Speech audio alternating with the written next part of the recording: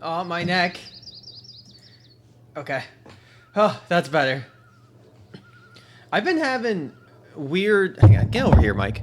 I've been having, like, weird issues with my model lately where she's not moving her mouth now when I talk all the time. And I don't know why.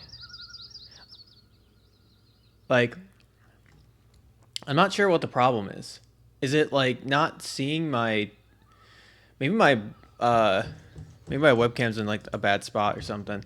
Welcome back to Starlight Sunscreen. Oh, you know, I think it's a little higher up. Maybe that's why. When I moved, it did change. Anyways, I've been noticing it because like it's been annoying with real content. Let me lower this. Maybe that's part of the problem. Whoop. Now I'm all weird. Oh, hang on.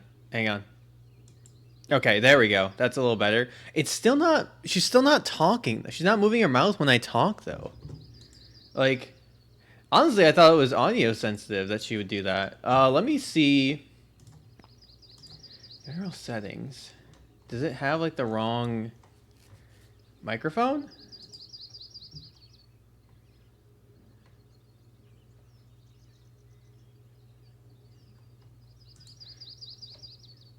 Is that... Oh! That's why. It's because... It must have changed, like, the setting. There we go! Look at my mouth move. Look at my pretty mouth move now. That's so much better. Okay. Oh, VTubing. It's such a great time. Hello there. Stop! No!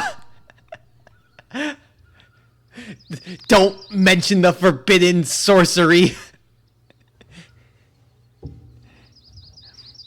I will never succumb to the dark side of magic. The gripper spells. The school of grippers. Okay, cool. So now that I fixed my now that I fixed myself so I can actually, my mouth is moving properly when I talk. Let's load this one. Not this one. This one. Don't overwrite it. Load this one.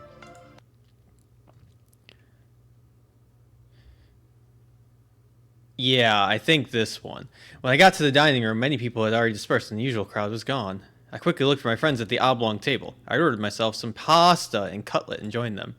Sorry it took so long. There's been a little incident. Oh, is everything okay? Where'd the audio go? With me, yes. I don't think that's important right now. I thoughtfully picked up a cutlet with my fork. But there is something I'd like to tell you about. I trust you all, so it's only fair I share it with you. Okay, there it is. Yeah, so there just wasn't music there, I guess. Oh, come on. I'm getting chills down my spine right now. Just tell me. The girls looked at me with fear and curiosity. I looked around for some reason. I was getting a little paranoid. Okay. As you all know, I was in a car accident with my brother recently and he died. And I think it was a premeditated murder. I expected some sort of reaction, but everyone looked at me dumbfounded, waiting for me to continue. But murder? What a nightmare. We don't have them in Sunlight City. That's not what I've heard. Just because they aren't covered doesn't mean they don't exist. Don't interrupt. Let him finish the story. Anyway, after I woke up, I talked to a policewoman. She was really hot, and she didn't believe me too much. She said it was just an accident, nothing more. She said she needed proof. But that car fled the scene of the accident, and they can't find it on the cameras. And there are no cameras in the area, or they're broken, something like that. And the worst part was that I was supposed to be sitting in that seat. Before the trip, Chris offered to let me drive the car to the pizzeria. And I agreed. Otherwise, I wouldn't be talking to you right now. I involuntarily lowered my voice almost to a whisper, and there was a silence again. So he literally saved you from dying? Yeah, that's really creepy. What makes you so sure it was premeditated murder? Do you have any idea who it could be? It's almost... I'm almost to the last part. There's a cherry on the cake that I got a phone call from a stranger the night before. You know, I thought I told you. It's a stranger? Oh yeah, I remember something like that. You said there was a threatening call from a hidden number? Yes, exactly. I didn't think much of it at the time, but it might make sense now. Someone has a grudge against me, and now they're planning it. Now they're playing it however they want. I'm not going to make them show their feet. Though I won't be surprised if there is one of those like fancy arts that is of one of their feet. Whoa, what the? What? Sir, are you okay? Holy shit, that's quite the story. If it's true, we have a killer, just like a real slasher. You okay there, sir? What a face. With a huff, as if even with interest, said the Slayer. It's not the redhead! Probably. And that's not fair. One of them has red hair and one has pink. There's statistically, the odds are in the favor of being a redhead, but it's not because they're a redhead. Hey, it's not a movie. There's nothing awesome about it. Terrible things are happening, so we better hope this is the end of it. The creepiest part, it was like he knew what I was doing in my house at the moment. Sure, it could be a coincidence, but what if he knows where I live? Knows where we all live? Are you saying it's one of the students? Yeah, except you don't know anyone here yet. Why would anyone be digging for you? If only I knew. And he knows my number. How did he get so much information? Unless it's from the police. Unless it's someone from the police. I mean, they have that whole database there. Or from the hospital. There's personal information there, too. Alright, guys. Enough with the load. My head's about to explode. And what? Because you told us all this, you want us to help you find the killer? Well, yeah, I guess so. 4 heads are better than 1. Alright, you know,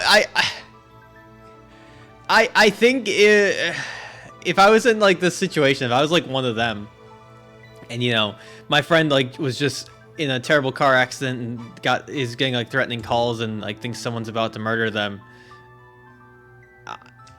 you know, I would certainly, you know, be there for them, but man, I don't know if I'd help them solve the case necessarily. I guess I probably would. I guess I'd do a little detectiving, or maybe at least like share my thoughts on it. But like, I always think about this when you have like superhero movies, for example. Like Spider-Man, I think is a perfect example of this. Like, imagine you find out that your friend is Spider-Man. You aren't Spider-Man. Your friend is Spider-Man though, and then like, your Spider-Man friend is like, hey, I need your help to fight the Green Goblin. The Green Goblin's gonna get us, you know, and I need you to help me fight him. Can you help me? You know, I maybe in the moment I might agree, but realistically, I'm gonna see the Green Goblin chuck one green bomb in my direction and, like, you know, blow up a car. I'm gonna be like, holy shit. You know what? On the second thought, maybe not. I don't have powers. I got nothing. Stop that. You stop that. I got nothing though. Like, what am I gonna do? You know, throw a rock at the Green Goblin? He's throwing bombs. I'm not fighting that. Whenever I see situations like this in games or movies, my immediate thought is like, sure, the regular person might agree to it in the moment, but one car goes flying, one murder happens, and then you're like, you know what? On the second thought, I don't think I'm cut out for this. Maybe I won't. Anyways, that's my thought on situations like this. Would I help detect? You know, I'll maybe like give you my input on the situation or my thoughts on where you could go with it, but I don't know that I'm about to start messing around with, you know, trying to find some murderer for you. And you already have someone in mind? Who would wish you so badly? Well, that's the tricky part. I just got here. I don't really know anyone except you guys. Come to think of it, my entire list of acquaintances is you, Grant, Erica, Mr. Johnson, and the cop, that Elizabeth Reynolds. Are you sure you didn't forget anyone? Who else? At least Nate. that nurse of yours. You said you two met. Are you serious? That doesn't make any sense anymore. Leon's right. If you follow the canons of most detectives and thrillers, the killer is most often the most unremarkable person. Therefore, no one should be written off. Unless some wannabe judge is back. She added in lowered tones. Samantha looked at her friend judgmentally, and she bit her tongue. But it was too late. I'd heard that nickname somewhere before. I'd heard it on the news, on the train. Who's that anyway? I'd heard that name before. Sarah's favorite subject. Trust me, it's best not to get into it. It'll make you more paranoid. No, I still want to hear it. The girl leaned closer to me and spoke in a low voice, as if it were some secret. The locals don't really like to remember or talk about it. Murders are exceptionally rare for our town. They were until one moment. Samantha rolled her eyes but moved closer to us to listen. Leon was eating a scone and tea, but he was also listening intently. We used to have a club. We used to go there to relax, hang out at discos, and once there was a crowd of drunken students celebrating the passing of the session. Some guy came in wearing a neon suit, all dressed up. They laughed at him and started mocking him, saying, "Why is he dressed up like that? Is he trying to steal their girls?" There was a scuffle, a fight. The poor man fell down and was trampled by the crowd. When they realized that he was not moving or breathing, it was too late. No one wanted responsibility, so they just took it out and dumped it in the dumpster like some kind of trash, and came back as if nothing had happened.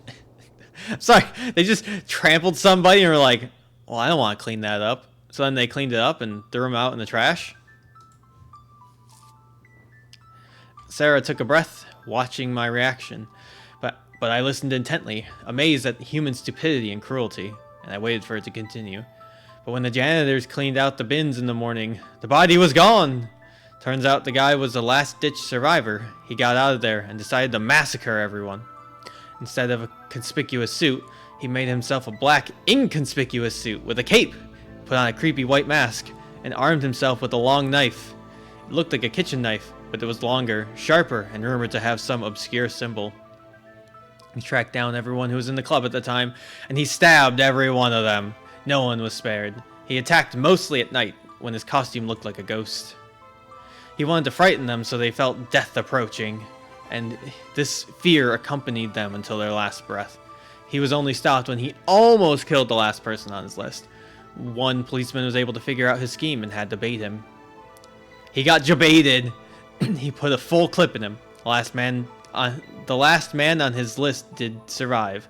However, the press didn't tell us who it was. Like the identity of the cop who could stop the madness. That's how this story ended. That club is still open today, but hardly anyone goes there anymore. They're afraid. Interesting town you guys have here. That's all I can say. Leon and Samantha also sat and listened intently for company, even though they should know the story by now. It is what it is, but don't worry. It's in the past, if it ever was. And it can't have anything to do with you, so it's a copycat at most. But it's just an urban legend. It's something everyone wants to forget as soon as possible, as to not tarnish the town's memory. So when you say like urban legend, it doesn't sound like an urban legend. That was a mass murder, and you said it was at like a club. So it couldn't have been that long ago. You know, that sounds like pretty recent history. You know, I feel like that'd be like me saying, yeah, well, you know, they say the plane hit the tower, and then like 20 minutes later, a second plane hit the tower. Whoo! Well, it happened. Like I remember. You know, people were around then. Like, these kids maybe weren't around when the murders happened, sure. But I'm just saying, like, they're talking about like some kind of, you know, legend from like hundreds of years ago. It's just weird. I mean, they said it was like a neon suit. So it couldn't have been further back than the 80s, really, when you think about it. And it looks like we're in pretty modern times here. I suppose maybe a little more in the future with Sarah's collar thing. Anyways. Yep, so eager to forget that they put the story in the mainstream newspapers. Well, that's just a journalistic thing. Now finish your food before it gets cold. I went back to eating, digesting what I had heard as well. It sounded like some cheap tourist story. Did it really happen? But in light of recent events, I wasn't surprised at anything. We straightened up our lunch and rose from the table. Gentlemen and ladies, thank you for lunch. I'm off to my fitness class. If you need anything, message me in the general chat room. That's how kids talk, alright. Yeah, we had a good time. Thanks for sharing it with us. And thank you for this story. Well, I'll see you guys tomorrow then. I don't know how this story helps, but come on. Thanks for the company, Max. See you tomorrow. We walked out of the building together, and the girls went home in different directions. I had a sudden thought. Why not go out with one of them? I didn't have any plans for the evening anyway, and this would be the perfect opportunity to unwind and take my mind off my dark thoughts. Alright, save time. So we'll do a save over this. Let's start with... Let's go out with Samantha. Samantha hadn't gone far, so I quickly caught up with her. Oh, Max, did you forget something? No, I just thought I'd walk you home, if you don't mind, of course. Walk me out? No, let's go, of course. I said walk you home, not walk you out. So, we're gonna have a day of surprises today. I just have to warn you, I live pretty far on the outskirts of town. It's okay, I'm in no hurry anyway. We walked in silence for a while. Do you like ice cream, Max? I do, actually. Why? Why? There is one park along the way. I sometimes like to walk there, or just sit on a bench. If you want, we could go over there, get some ice cream, since you said you were in no hurry. Sounds great! Show me the way! We reached a large, elongated park covered in greenery with small stone paths and stores. We went to an ice cream stand and got a large scoop each. Then we walked around the park itself for a bit. Samantha showed me all the beautiful places, and then we found a secluded bench with a picturesque view. There were surprisingly few people. Birds were still chirping in the trees. It's nice here when it's warm, and now it's autumn. Soon it'll be winter. Okay, but it's very cozy so far. I couldn't agree more. You come here often? Not really. It's been a long time since I was last here, but for some reason, memories came flooding back, and it would be good for you to see the city. Sorry, gotta keep topping off on water. I'm basically reading like an audiobook here. You can sit here and enjoy the view while reading a book, or listening to music. I used to do my homework here once. It really is a nice place. I had no idea we had such beautiful places in Sunlight City. You know, this is where I lived when I was a kid, right? Yeah, you told me. The ice cream was delicious. It melted in my mouth. Samantha licked the top with pleasure. Then she took a bite. I was much faster with mine. By the time she ate the top, I had almost finished off my waffle cone. So you think someone was deliberately trying to kill you? I'm almost certain of it. It's not a good feeling. Just thinking about the fact that if I hadn't gotten behind the wheel, I'd be dead by now. Gives me the shivers. Yep. I hope the police can catch him. I don't think they'll even look. They'll just check the cameras, that's all. What are you gonna do?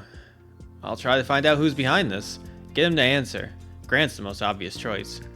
Yeah, well, he pesters everyone. Especially those who might be useful to him. Is he bothering you too? You're a good student. Most of the time I manage to avoid conflict. I have a superpower, stealth, which I actively use. It's a useful power, but it doesn't work for me. Samantha smiled and blushed slightly. Anyway, I've only met a handful of people, so I'll hope to myself that it was just a fluke. Samantha fell silent, finishing her cone. You think I'm getting paranoid? No, just a busy mouth. Do what you think is right. Doubt won't help.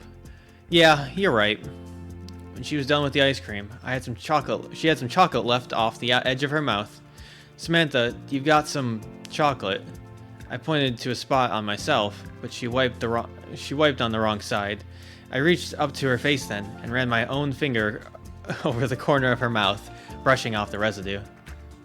I held my hand out for a few seconds, and Samantha opened her mouth and looked into my eyes, but didn't say anything. I pulled my hand away and licked off the rest of the chocolate. Don't let it go to waste. I said, thank you. Shall we walk some more? Yeah, we can go. When we were full, we walked through the park and came to the outskirts of town.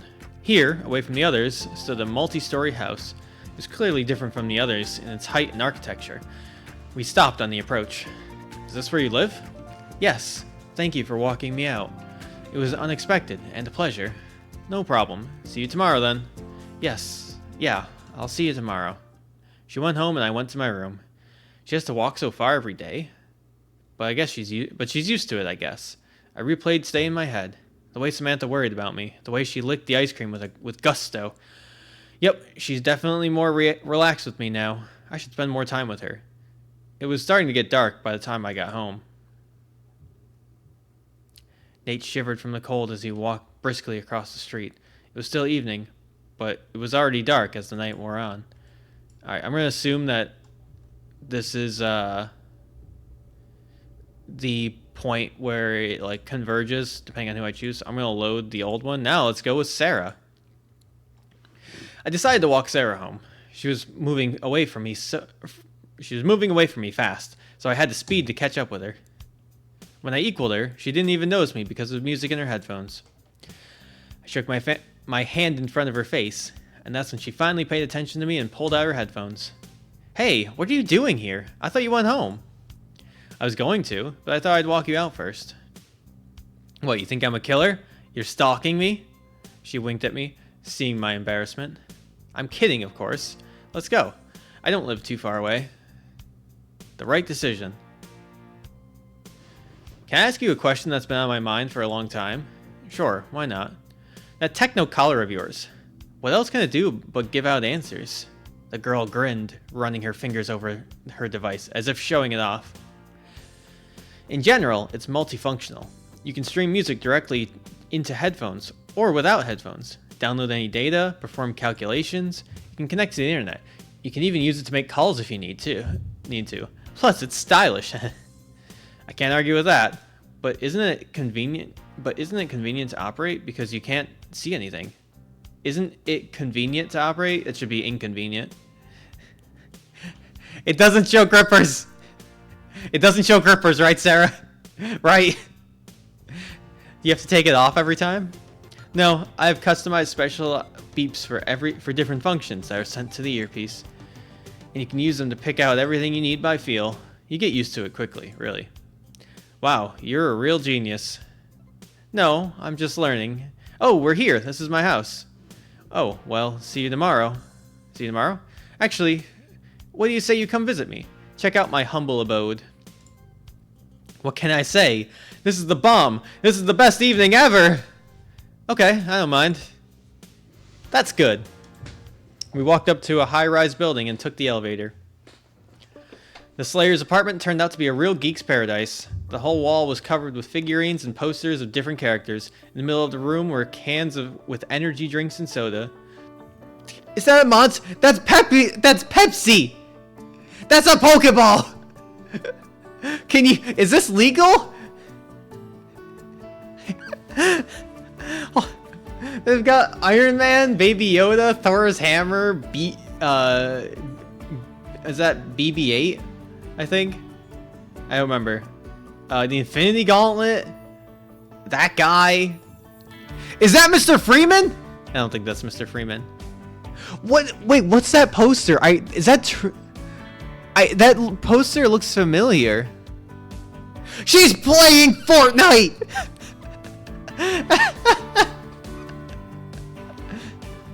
What we got here? SpongeBob! They really just took like screenshots from like Netflix here.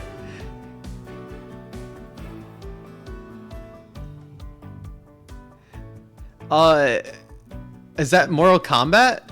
I was talking about the one on the right here that I looks familiar, but I can't tell what it is. Hang on. Nope, I can't tell. I had to lean in. What else we got here? Anything else I reckon that is definitely not copyright infringement? Here's an Iron Man thing. Gondola. I don't know what that is. Jungle Book? That says Disney on it! Is that... Oh, that is... I see the Mortal Kombat one now. That literally says this. Can they just do this? Huh? I know it's an indie, but like, wow, they really didn't. They didn't play it safe at all. Yeah, I guess that's fair. It's just wild to me. They didn't play it safe at all. How do I want to look at this. I remember want to look at this again. How do I add? Is there a way I can add markers? I thought I saw something that said like. Nope. Don't clip. I didn't want to clip that. Unclip that. Nope, that's not it. Isn't? I thought I saw something to like let me add markers, but I don't know how to do that. So I can, you know, find this later.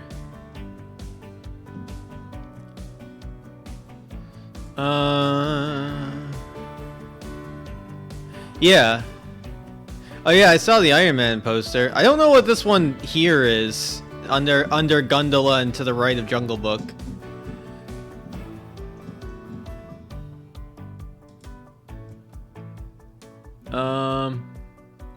Well, you know what? I don't know how to... I'm messing up my stream layout now. Well, you know, I don't know how to add a marker, so I guess I just won't do that. Oh, that's definitely Netflix, like 100%. I can see SpongeBob on there. Total Drama Island. I can't tell what's on the left side of the computer. I like the idea that they're just like, what's nerd stuff? What's some nerd stuff we can just put on here? Well, we'll do, you know, a bunch of Marvel. Got the Pokeball, of course. You know, what game is she playing? Well, she's playing Fortnite, of course. You know, get more combat in there. Just pull up a Netflix page. I think that's 7-Up. We got Monster. We got Pepsi. The whole 9 yards. All right. Man, there really is just... No, I just don't know how to do this. Oh, well. Moving on. The Slayer's apartment turned out to be a real geek's paradise. We already went through this. Computer place with 2 monitors, large screen with powerful speakers and game console. And it fit in such a small room, which felt about half the size of mine. Despite the small space, it was very cozy. Wow! Just wow! So this is the den of our genius. Yeah, I tried. What do you think? It looks like it took a long time to set up the room like that. I like it. It is. I'm glad to hear. I'm glad to hear it. It looked like it took a long time to set up the room like that. It is! I see you're a movie buff. Yeah, I think I might have guessed that before. I'm a movie buff. Sorry, I just noticed that it said I think I may have guessed that before. It's we're in Typo Town. I'm a movie buff, but mostly I like horror, thrillers, and detectives. Really? Because it looks like you like the mainstream movies, the mainstream superhero movies of today, as well as Disney and I guess Mortal Kombat. I guess Mortal Kombat's could be kind of considered horror. I've always wanted to be in one of these. But you must think I'm crazy. By the way, what's your favorite? Not at all. I like movies like that too. When I have free time, I watch them. Do you live alone? Yeah, alone now. My parents are always away, and they have their own apartment, so they don't come here much. So I've made it my own. Yeah, honestly. Looks like you like copyright infringement indeed. Beautiful. This is where your computer magic happens. You flatter me, but yeah. Working on something right now? I guess I could show you. It's my latest development. See, this program allows you to track a person's approximate location using their phone. Well, to be precise, it just tracks the phone. Wow, you're a real hacker. Can you show me? Yeah, sure. Put your number in here. Well, here we go. There's no space there. After a small load, the program showed a map with Sarah's house and a bold dot on it. There, that's you. Not bad, right? It's unbelievable. I'm in shock. Well, I really hate to say it, but things are more and more pointing towards it being Sarah. Because, like, she could have... I don't remember if we showed her our phone at any point. Yeah, now she can track us. Well, I think she may have been able to track us before. Because, like, remember, the killer said, like, they could see us pacing. So, what if she just saw, like, our phone, on our phone, like movement from our phone? We were moving, like, back and forth and just surmised that we were pacing. You know. So, it's really looking like she's most likely the killer. Yeah, well, hey, if she's the killer, I'll be an accomplice.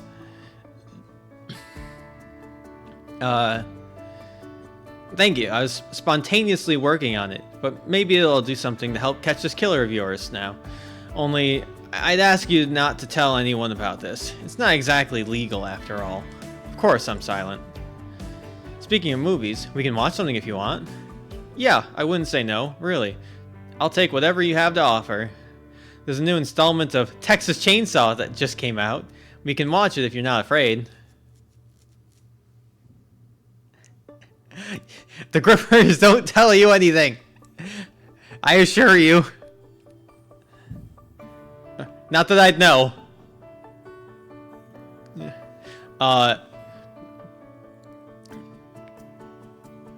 No way. I was just waiting for the moment to not watch it alone anyway. Play it. You make yourself comfortable. I'll get you some cookies. The girl waved at the cushion. The girl waved at the cushions on the carpet. I grinned. You gonna eat to a movie like this? I'm in. Great. Do you want tea? How about coffee? Tea with sugar, if you please. Got it. I'll get it right away. It was only a few minutes before the girl returned from the kitchen, carrying 2 servings of tea and a bag of cookies. She plugged in the TV and selected the movie she wanted to watch.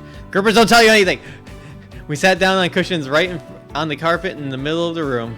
Sarah poured cookies into a vase and set them on a small table in front of us. The movie itself started. The cookies crunched. The tea was hot and delicious. For the first time in a long time, I allowed myself to really relax. Horror movies, and I did love horror movies. And I did love horror movies. And I watched past installments of this movie as well. But this one was new to me. I was trying to figure out how to read that, and I just determined there's no right way to read it. No right way to read it. There was a lot of dismemberment, meat and blood. But Sarah gulped down the cookies with such gusto that it felt like we were watching a normal family movie. I, myself, was able to snack comfortably regardless of what was happening on the screen. I guess I'm just not a very impressionable person. Or maybe I'd already watched too much of it. When the maniac in the creepy human skin mask showed up and the massacre began, though, Sarah moved closer to me. Even though we were sitting close, is she scared? Even though she loves horror movies, is she still scared of them? I hesitated and moved towards her. The tea was finished, and we set the mugs down on the table. Our legs, bent at the knees in front of us, touched. Ooh, we touched knees! How lewd! How risque! She leaned her head on my shoulder and said softly, playfully, "Why are you so close to me in class? And now you're afraid of me?" Oh shit! She saw and felt it then. She didn't even show it. She really likes to tease me. The knees touched! I slid my arm behind her back and put my arm around her waist. I pulled her against me. She settled on my shoulder in turn. I felt her warmth. Here we go, she whispered, not taking her eyes off the view. If she likes it, I don't mind at all. I was getting more and more impressed with this girl every time. But one thing I do know is that I enjoy the hell out of being around her. And we have a lot of the same interests. No matter what happened next, I was truly happy now. In this position, leaning against each other, we finished the movie. She flinched a few times at the screamers, and to tell you the truth, I sometimes flinched myself. But it was a normal body reaction. When the credits rolled, she tousled my hair and smiled, pulling away. What do you think of the movie? The movie? It was great. We should do it again sometime, if you don't mind. Sure, I'll be waiting. I got up and cleaned myself up. Oh, I almost forgot. Give me your phone. Why? Have you forgotten yourself already? Your hidden calls. I'll install a program that can trace the caller if it happens again. Man, I really forgot. Helping me out? Here you go. The girl took my phone and connected it to the computer with a wire. If this works out, we might be able to get more personal information about him than just a number. Yeah, it's done. That's it? Yeah, I put my number in there too, in case you need it. The friend winked and handed the smartphone back. So independent. Oh, it's getting dark. I think I'll go home. I'll see you at uni tomorrow. Of course. See you tomorrow then. Thanks for walking me out. And for everything else. Oh, she would be a good stalker, for sure, but she's definitely not. So, we don't have to worry about that. Thank you for inviting me. I got dressed and ready to go out, but Sarah stopped me in the doorway. And you take care of yourself. I'll be fine, don't worry. I smiled and went outside. The frosty evening air was invigorating. I wandered toward home, digesting my spontaneous visit to my classmate. Sarah is so... No! Zinker, get out of here! The redheads are safe! Sarah is so worried about me. I wonder if there's a reason. I hadn't really thought about it myself before. If my hunch was right, and the killer really wanted me, then walking down the dark alleys wasn't a good idea. And for some reason, I'm only now starting to realize that. You know, I'll be honest, I'm surprised. Zinker, I was just thinking... Like when I was in that room, I was just thinking, I wonder what Zinker would have said, like if he saw this room full of copyright stuff, like what his first reaction would have been. And then somehow I've channeled you here. Get back to work. Anyways, yeah, did you not see? Hang on, did you not see all the copyright stuff here?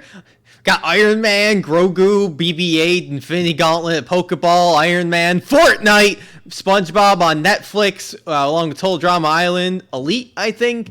The Disney's The Jungle Book. It literally says Disney. There are no grippers to put on the screen, and I will not channel them. No, this game's not free. It's like it's cheap, but it's not free.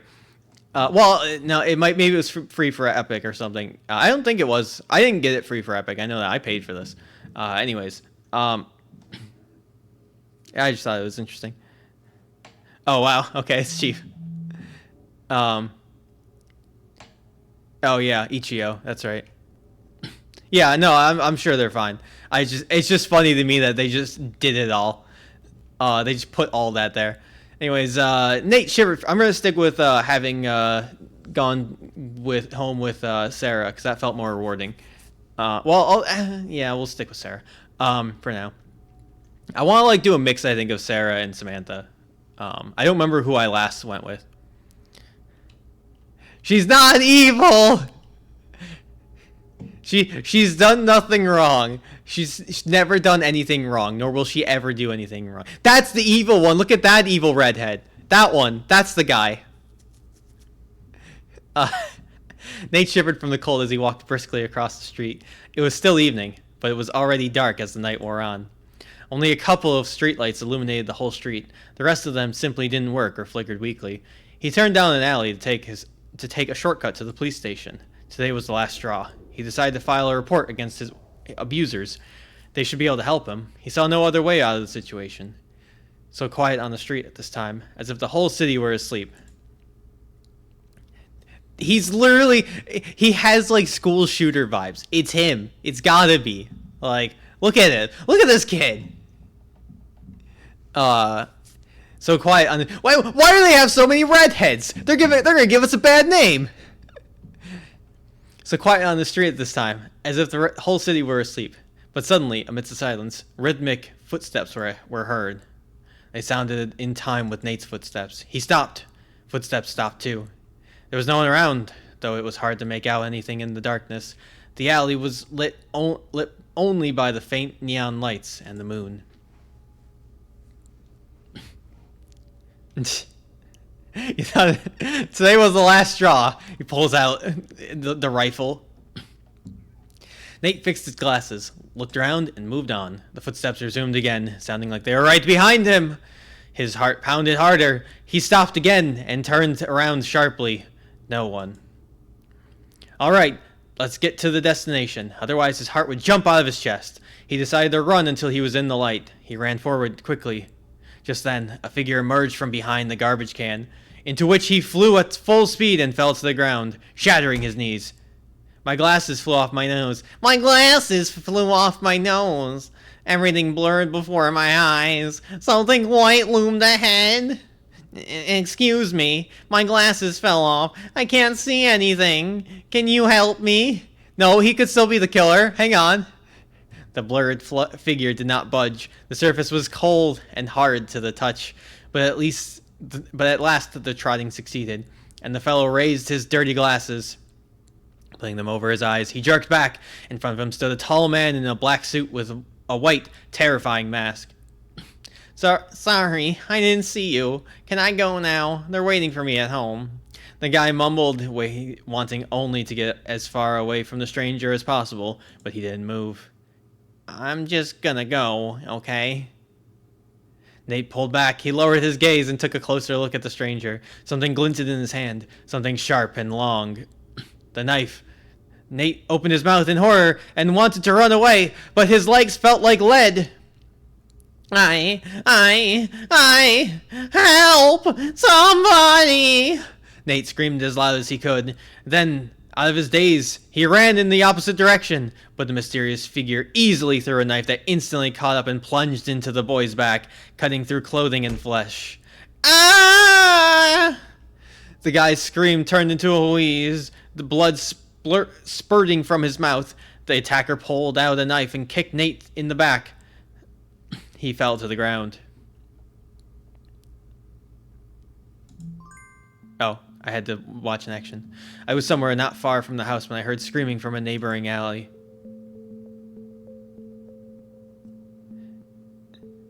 Oh, I got an achievement? Is that what that was? Achieves. Well, first blood I think was when the other guy died, right? No, I guess it wasn't. It wasn't when our brother died. Alright, first blood. Everything happens for the first time sometime. First character dies. Sorry, hold on. Oh, that's alright. There's the, I forgot there's like the BDSM achievement. I gotta know what that one is. Yeah. Oh, what else could I have gotten? Because we got the max score on the test. I'm sure it was this one. If it was. Because, like, we only had... Those are the only achievements we have. And it wasn't the drunken screams of some raging drunk. It was the screams of someone being murdered. Do I have to help everyone at all times? In light of recent events, it is almost contradicted for me to get involved in such ventures. But curiosity got the best of me, and I jumped up and down. I found myself in a narrow, neon-lit alleys where there was not a soul in sight. The screams died down as suddenly they had come. As suddenly as they had come. It was hard to say what it was that attracted me to them, but I thought I'd heard that voice before somewhere before. As I rounded the corner, I realized what that voice was familiar from. Nate! He was lying in a pool of blood on the ground, mutilated, his face cut up, but there was no doubt it was him. His glasses were lying around. His backpack... It could still be him! Though being used to horror movies and horror games, experienced a real attack of terror. It was as if my breath had run out, and I began to gasp for air. Breathe, Max, breathe. I pinched myself. Hell yeah, this is really happening. My classmate, who we were still talking to today, is lying dead a couple of blocks from my house in a dark alley. I involuntarily remembered the last time we parted ways. God, Nate, what on earth were you doing here at a time like this? We need to call the cops right away. Officer Elizabeth, she's got to help me. What if that psychopath is still here?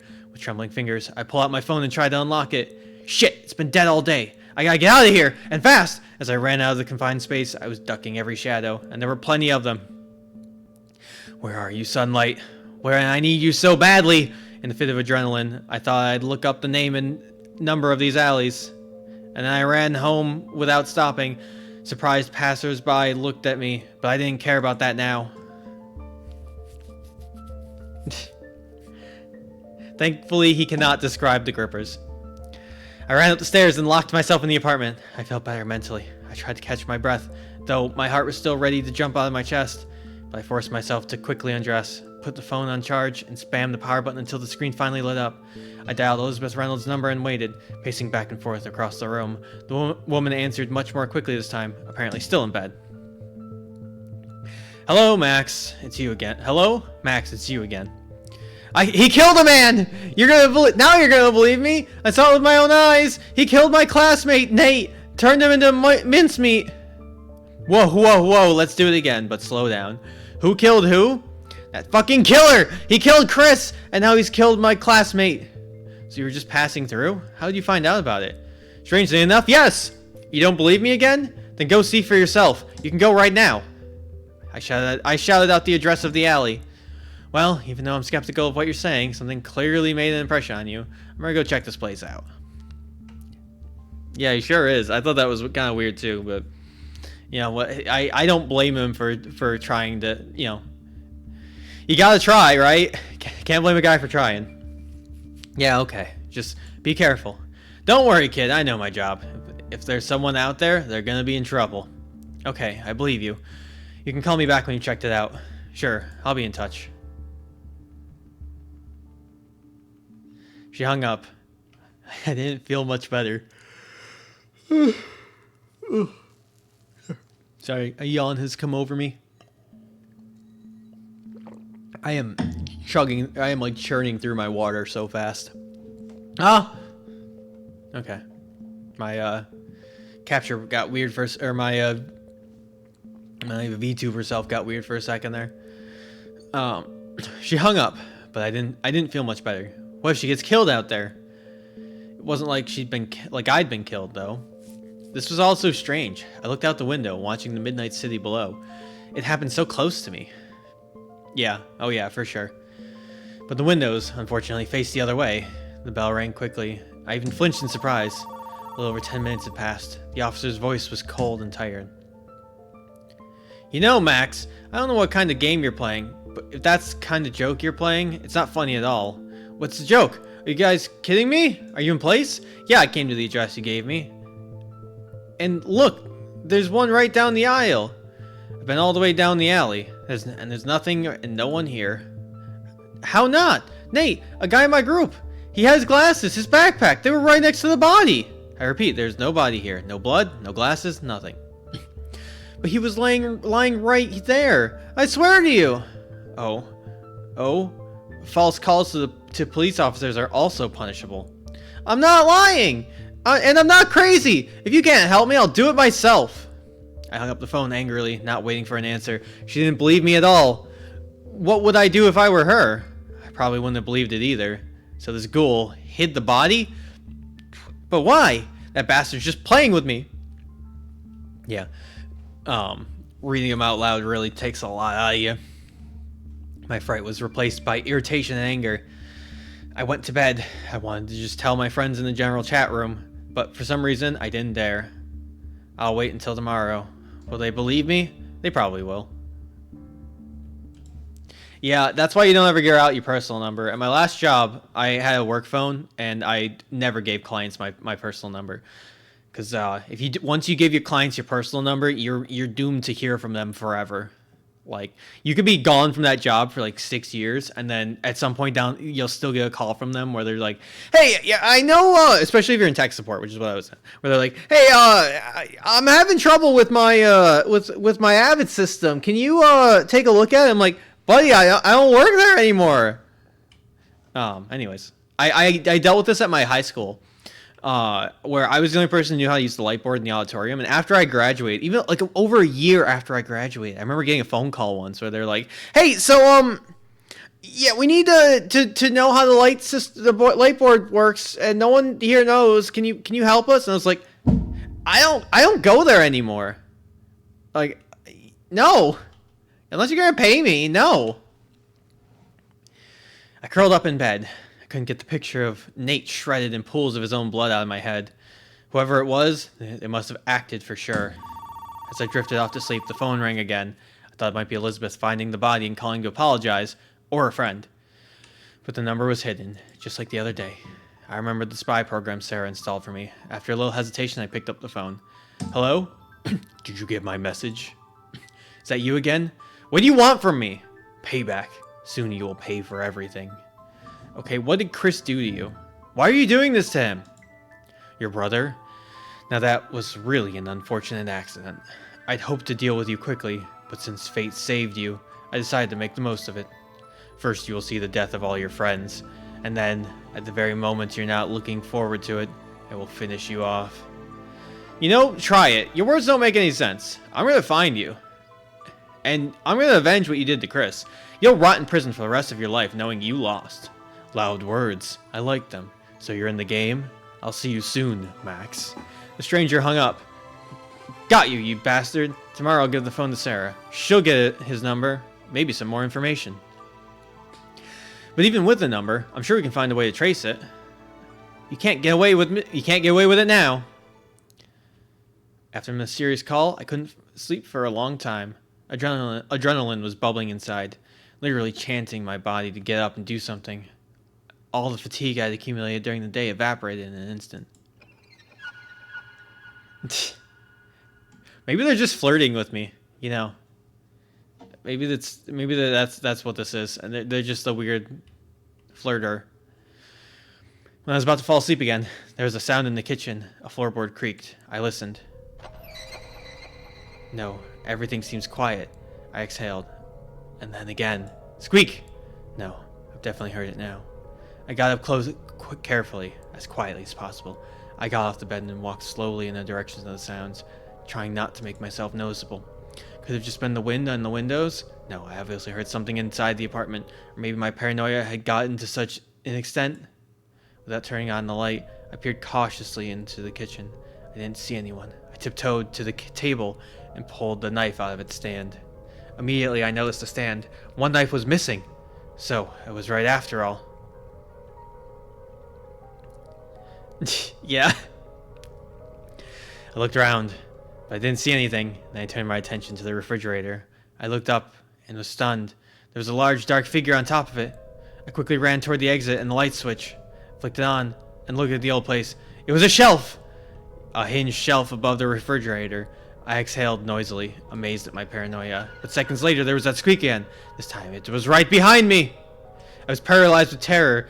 I just couldn't bring myself to turn around. What was this? Was this it? Had I lost? I started to turn around slowly, and immediately felt a piercing pain in my back. Knife gone in deep, lodged between my vertebrae. I could neither scream nor move. I could only feel the unbearable, paralyzing pain in the torn flesh. With a scream, I sat down on the floor. In my dream, I had fallen out of bed and was laying on the bare floor, covered in sweat. I guess that's what caused the back pain in the dream. Ugh, just a dream, but it's so real. I went to bed. I couldn't fall asleep. I tossed and turned until the alarm clock rang in the morning. I rearranged it several times, as it was the exact time I fell asleep. How ironic. On the 10th time, I managed to get up. I had to eat breakfast in a hurry and run out to the university. Expectedly, I was late for my first class. I had to apologize to Mr. Johnson and take an empty desk. Oddly enough, there was almost no drowsiness at all. Maybe yesterday's adrenaline somehow carried over to today. Nate was obviously not in attendance. Even Mr. Johnson had marked him absent. which was apparently a rarity, but I knew where he... I didn't know where, but I knew I was with him. And this would be a big help to me right now. Yes, Elizabeth? I wanted to share the news with the guys. That was a weird series of sentences. I wanted to share the news with the guys as soon as possible. And since I couldn't do it before class, as soon as the bell rang for recess, I literally dragged everyone out into the hallway before they scattered. Hey, good morning to you, too. I see someone got up on the wrong side of the bed. Shh, I come to you with news. Yeah, right? Is it urgent? Exactly. I don't know how to soften it, so I'm just gonna say it. Nate's dead. Oh, come on. It's not funny anymore. You can't be serious, can you? Samantha only flapped her eyes fearfully. I'm dead serious right now. I don't want to believe it myself, but I saw it with my own eyes yesterday. And what did you see? Sarah seemed to be the only one taking me seriously right now. Leon thought it was a joke, and Samantha turned white and stared silently. Well, I'll tell you what happened. I was coming home at night. I heard a scream in the alley. I went to check it out. Well, slow down. So, after we talked Oops, I right-clicked. So, after we talked last night about there possibly being a killer in town, you went to a dark alley because you thought you heard a scream. Ale, are you okay? Leon's right. You shouldn't have. Oh, come on. Let the man finish his story, and then you can judge him. So, I found the man in a pool of blood at the scene. He was cut all over. Face, body, but it was definitely Nate. His stuff was lying around it. It was probably done with a big knife. I paused, remembering everything in detail so I wouldn't miss something important. You called the police right away, didn't you? I wanted to, but my phone was dead. I memorized the address and ran home. I called an officer I knew. And now for the best part. I gave her the address, told her everything as it happened, and when she got there, the body was gone! It was gone! A real Five Nights at Freddy's situation, I tell ya. Naturally, she didn't believe me. That's why I have no one else to tell but you. And now I just don't know what to do next. Yeah, things are going very badly. And after all that, I got another call from the killer, and again, a hidden number. What did he say this time? Nothing. It's nothing new. He was trying to scare me. Said Chris died by mistake. But since he did, he will play me, and he's gonna kill everyone around me, and then me. And that means you guys, by the way.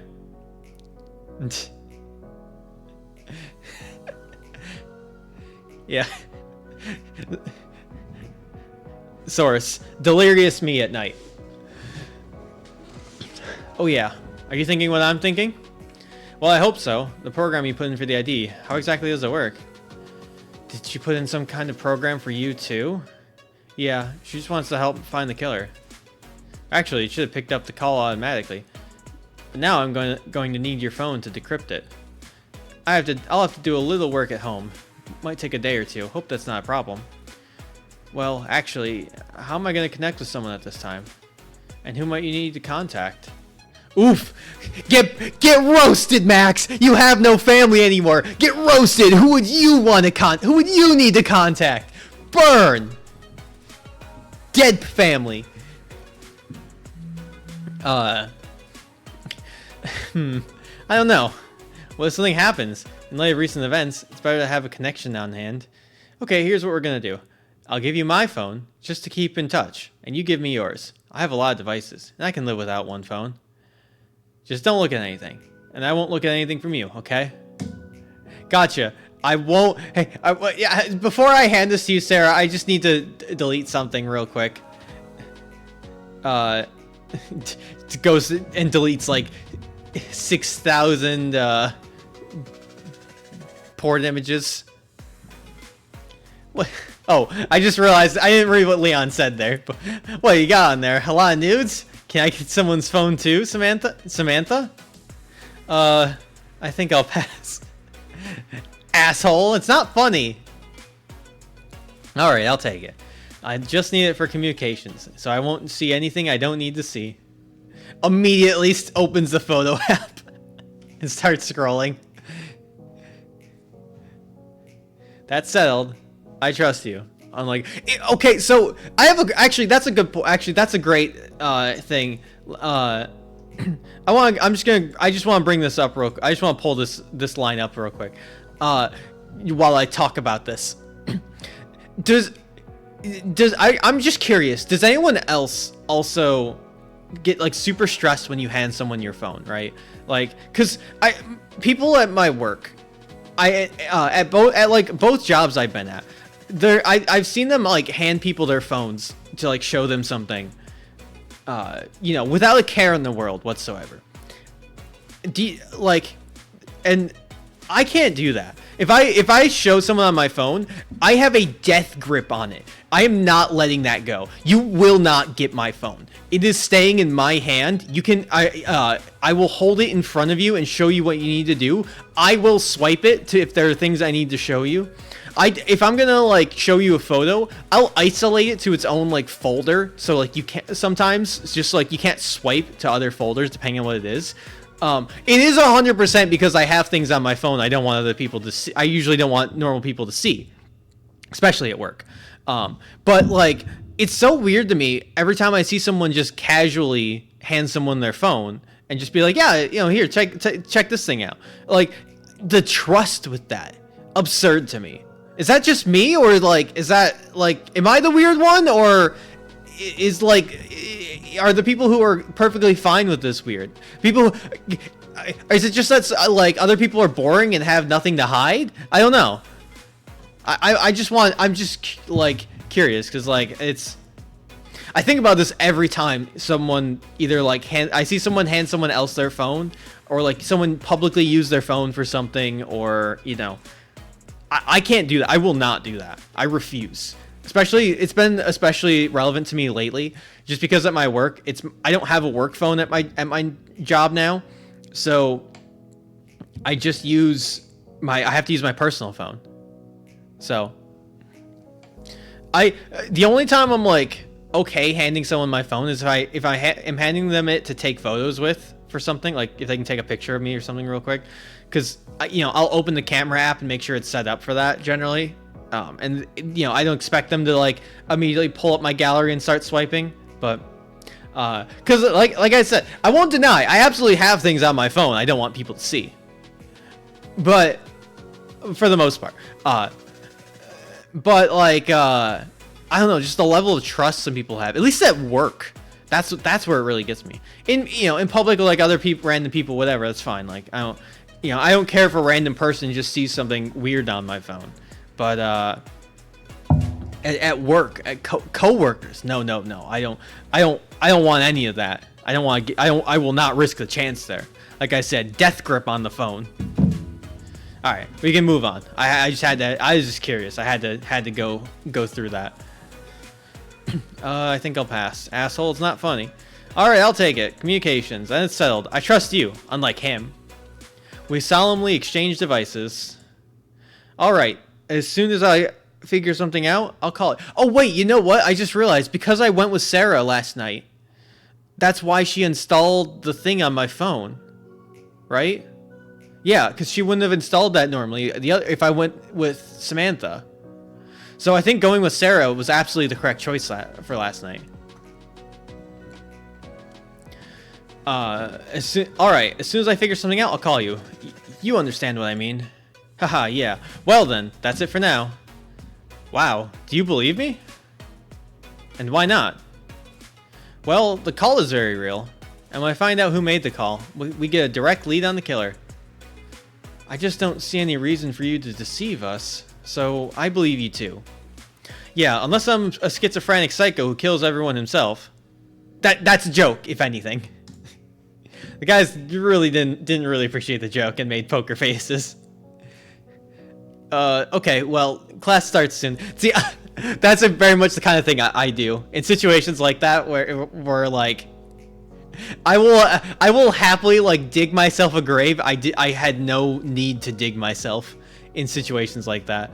Like you didn't have to say to suggest you could just be a schizophrenic killer there. It is a possibility, and now everybody is thinking about it since you told them. But you know, you didn't have to say it. I 100% would say it in that situation. I think it's funny.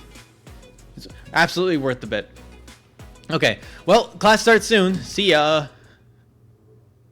A few lessons flew by too fast. Final lesson today was physical education. I was glad to switch over and give my brain a rest and stretch my muscles a little. All the guys changed their clothes and gathered in the gym. As promised, there was a mini basketball tournament among our group. We had a total of 8 teams, 4 people each. 3 rounds, those who could not join groups on their own were forced to join the same singles. Fortunately, our team was already long established. Alright folks, ready to take an easy top 1? Let's show them that yesterday's practice didn't go to waste. I know I witnessed a murder and all yesterday, but basketball time! Sure thing, bro. Consider it a pass. You guys ready to rip? I don't know about tearing. You know, I'm pretty much I'm pretty much a total 0 at it, but I'll try. I'm afraid I'll only pull you down. Cheer up, girl. It's not about skill. It's about attitude. Besides, you were pretty good last night. That one sounded like after we left they were banging or something.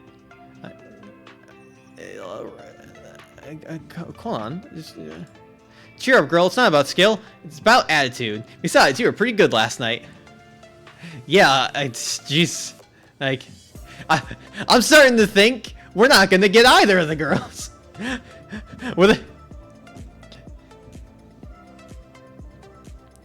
Yeah, it was Sarah that said it. So, I guess, well, hey, it may be 3-way something or another. I don't know. Polyamory or whatever. It's all the rage these days. Sarah's right. Many teams are randomly assembled and will just run after the ball like crazy. If we develop tactics in advance, we can easily take them all down. I don't want to touch a single gripper. I'm a fast runner. I can play well in the center and get the ball to the opponent's zone quickly. I'm not a very fast runner, but I can try to throw the ball in the basket. I'm good with accuracy. So you're going to stand next to the ring, and if someone is near the ring, we can make a pass to you to score the ball. I'll be on defense then, and Sarah and Max will be in the center of the field, trying to get the ball to the enemy line. I see you've got it all planned out. Of course, setting yourself up to win is half the battle. They're starting. They're calling us. Come on. Come on then. Good luck to us. We stood in a circle and hugged each other. We approached the gym leader, the gym teacher. He explained that our team was playing first. Leon was made captain. A team of 2 girls and 2 boys went up against us. I don't remember us crossing paths before. The whistle blew and it was on! Leon easily kicked the ball from the center right into my hands. You're supposed to use your hands. It's basketball. Don't kick it. I quickly ran across the floor to the into the basket. As Leon had predicted, the opponents were just chasing the ball in droves with no special tactics. It wasn't hard to get around the 2 girls. The game was going briskly. Sarah and I were running around the field, passing to Samantha and scoring on our own. Each hit brings 2 points, except for the furthest ones. You can get 3 points for them, but that's for the pros. We finished 10-2. We could rest. Satisfied, we took our seats on the bench. I tell you this is going to be easy, right? I have to admit, that was fun. It was fun. It's too early to relax, guys. We got 2 more games to win. Oh, look. Is this even legal? Grant and his buddies played next. They had all 4 guys on their team. And Grant himself was bigger than all the other students and almost a head taller. A team of 3 guys and 1 girl went up against them. Leon swallowed nervously. I hope someone beats that big guy out. I hope someone beats that big guy off.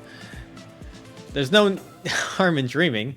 Or maybe we don't need this victory so much. Come on. It's automatically a good grade. And free grades are like the meaning of life. We have to win this game. It's PE! Like, how hard is it to do good? The match started. And as expected, it could not be called a competitive game. Grant and his henchmen scored goals without much resistance. Goals! It's basketball! They couldn't take the ball away from them, and they roughly pushed their opponents. One guy was knocked off his feet and stretched painfully on the floor. The PE teacher seemed to be satisfied with this rough style of play, or he just didn't see any obvious infractions. Soon the game ended with a score 16-0. After that, 2 more pairs of teams played. Although they played well, they were far from Grant's team. Here, there were no clear favorites. The fight was sweaty. The whistle called for round 2. We were up. Our second game was against the winners of the third game. We went up the middle. They had 3 guys and a girl. But judging by their recent play, these opponents are a head and shoulders above their previous opponents. Everyone plays in a measured manner, in their own zones. We can't relax. Whistle and go! Leon managed to get the ball in my direction, but the other guys kicked out in front of me and drove to our basket. I was catching up as fast as I can, but I didn't have enough speed. Only Leon stood in his way. He tried to snatch the ball, but the attacker made a sideways pass where a girl from their team was already there. Deftly took it and sent a 2-pointer in the basket, 0-2. After that, we went on offense. I managed to get around their girl and passed it to Sarah, past the defenders. She made it into the ring with one more defender underneath. A quick back and forth pass to Samantha. She scores, and we tied the score. From then on, the game was very even. We chased the ball all over the hall, intercepting it at the ring. A few times they tried to make a shot at the ring, but they were unsuccessful. It was too far away. I also tried to make a shot from far away. The ball rolled around the ring and fell out. Close. They're not going to give up that easily. I felt by the internal clock of our battle that our battle was coming to an end. I could only score one more shot. I could see the opponents were tired too. In the seconds halftime, when the ball went into touch, I walked over to Leon and whispered to him to go on offense. I showed Sarah the same thing. Well, that's it. The game resumed and the enemy attacked. All our men moved to the other side of the field. Throughout the match, I saw that the opponents had the same scheme. 2 of them run offense, make a pass to the girl, try to punch it in. I kept it in my head this time. I pretended to step in front of the guy and try to take the ball away. He made a pass to his partner, but I immediately made a dash that direction and took possession of the ball. In a short run, one opponent in the center, I passed it through him to Sarah. She was almost under the ring, but she didn't take any chances and threw the ball to Samantha. She hit the ring, but too hard, and the ball bounced out the other way. But Leon picked it up and sent it back. This time, into the bullseye. Yay! It worked! The whistle blew and the match is over. The annoyed guys went to the benches. We walked over and took our seats, trying to catch our breath. That was awesome! Well done, everybody! Max, it was risky, but you did it and took the ball away from them yourself. It was worth the risk. Glad it worked. Grant walked past us. Now it was his turn to defend his place in the finals. He stopped next to me. Not bad, Hardy. Playing hardball, but that's not going to work with us. You're going to lose. He ran his thumb across his throat and went to start the game. I understand all of this, but what are we going to do about this? Why don't we just drop the match? We can get a good estimate later. No way! We're a great team. We'll figure something out. Let's show these assholes we're worth something. We're so close to winning, and not even for a good grade. This is the perfect opportunity to put Grant in his place, in front of everybody by the book. And if we fail, at least we won't have regrets because we tried and did our best. And even if we fail, we want, well, let's save. I guess we'll save over this one. I could just continue to make new saves, I suppose, but oh well. Before we do this though, I need some water because I have been talking non-stop. So I'll be right back.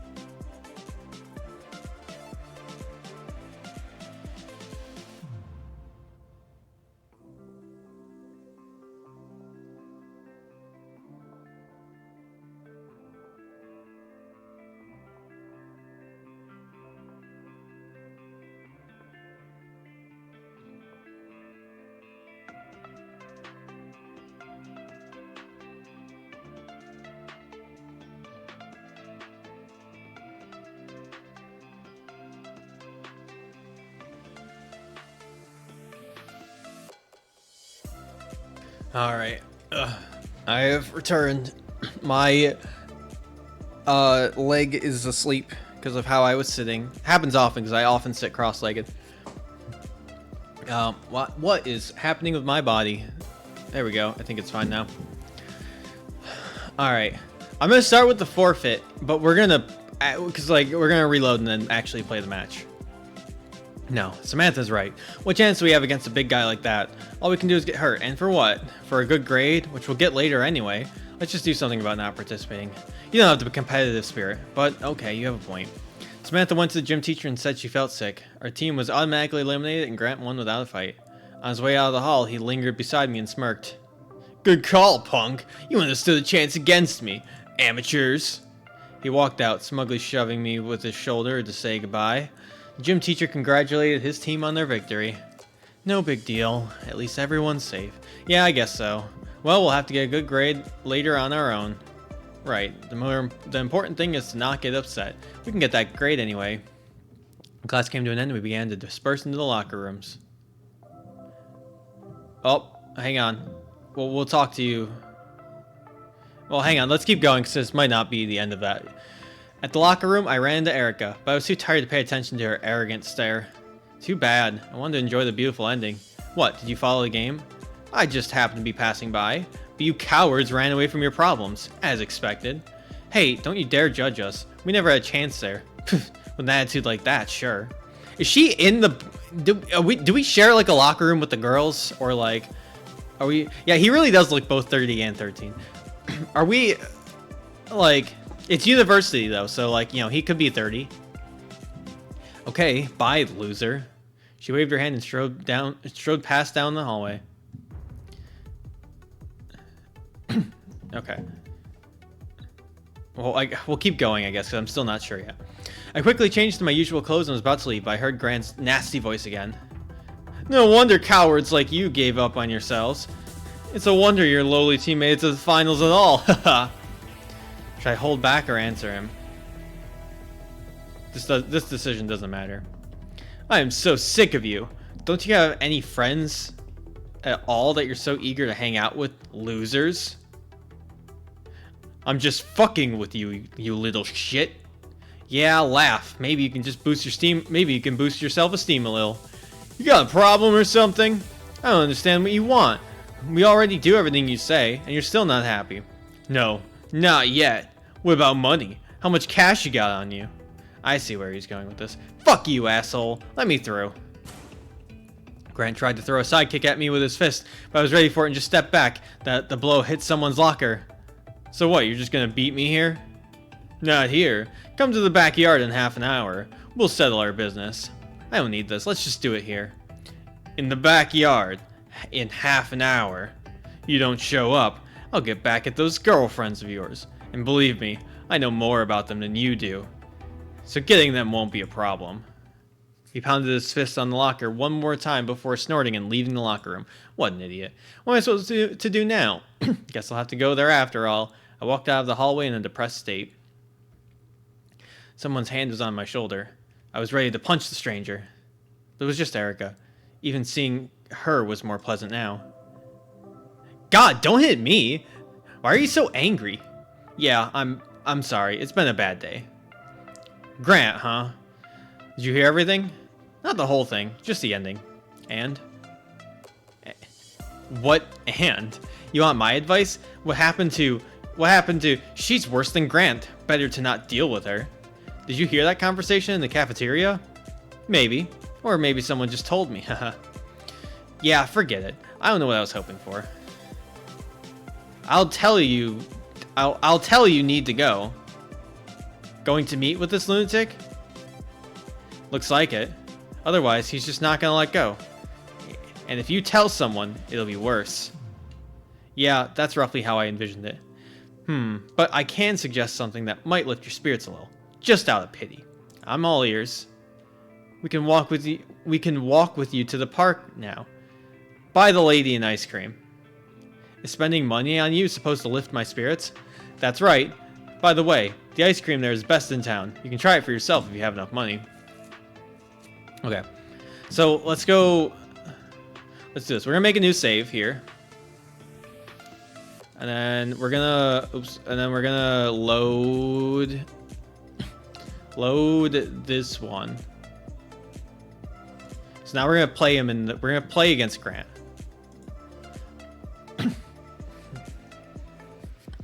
That's what he wants, to intimidate us into giving up the game or playing badly. We didn't win the last 2 games to give up now. Let's prove to him that even on his battlefield we can prevail. That's what I'm talking about. Way to go, Max. Just imagine his face when we make it. Oh, okay. I'll give it my best shot. One more game. Chin up, Samantha. His team is screwed. Besides, they'll be playing 2 matches in a row, and they don't have a lot of energy. While we were boosting morale, a semi-final match had already passed. Grant's opponents still managed to throw in 1 goal, but that was it. The battle ended 8-2. The gym teacher blew his whistle and announced the final match for the day. We wished each other luck again. Grant and Leon came to the center. Grant gave me a scornful look. I assumed he was going to kick the ball into his own zone, so I got right up there. But one of his baddies was right next to me. I noticed that they almost never play defense. Mostly always on the opponent's field. We need to play with speed and sudden passes. Alright, let's go! Whistle. The ball was expectedly kicked out by Grant. It flew toward me. I reached for it. But a guy from his team next to me pushed me roughly and took possession of the ball. He quickly ran it to our ring. Sarah came towards us, aggressively trying to kick the ball out, but it didn't work. But the ball drove to the rim and fell out. Leon was already under the ring, and he kicked the ball to me. I quickly oriented myself to lead the way to the edge of the field.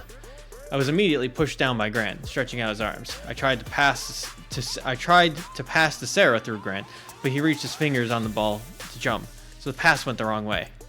One of his team took the ball. This time the opponents were in our half, and after a few passes, Grant still opened the score by scoring it to the ring. It's time to get back at it. We were not giving up. Sarah's on the attack with the ball, and I'm running parallel to her. She's almost made it to the enemy team ring, passing through one defender. I can hit the ring. 1 second of aiming, and I threw the ball. At the last moment, I was hit in the back by another player, and the trajectory was off. The ball just hit the backboard and flew away. Oh man, is that the rules? One of the opposing team picked up the ball and threw it across the hall, right at Grant, who had no problem throwing it. Time was rapidly running out, and so were our chances of winning this unequal confrontation. Once again, we go try on the attack. Sarah has the ball after the middle. Grant almost rips the ball away from her, causing Sarah to fall on the floor in pain. But before she does, she manages to make a bounce pass across the center right to me. I successfully took and assessed the situation. After 2 goals, they pulled into their own zone. I think they can still think when they need to. But I'm in a good position here. They were all expecting me to go on offense. Samantha was walled off. No chance. This matters! Alright, we gotta make another save.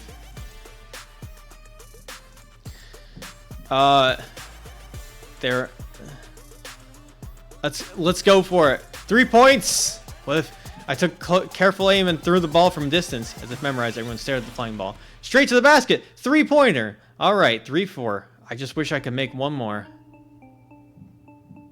Straight to the basket, 3-pointer. I just wish I could make one more. Play as a team. There were only a few more minutes to go, but my epic shot seemed to revive the team's morale.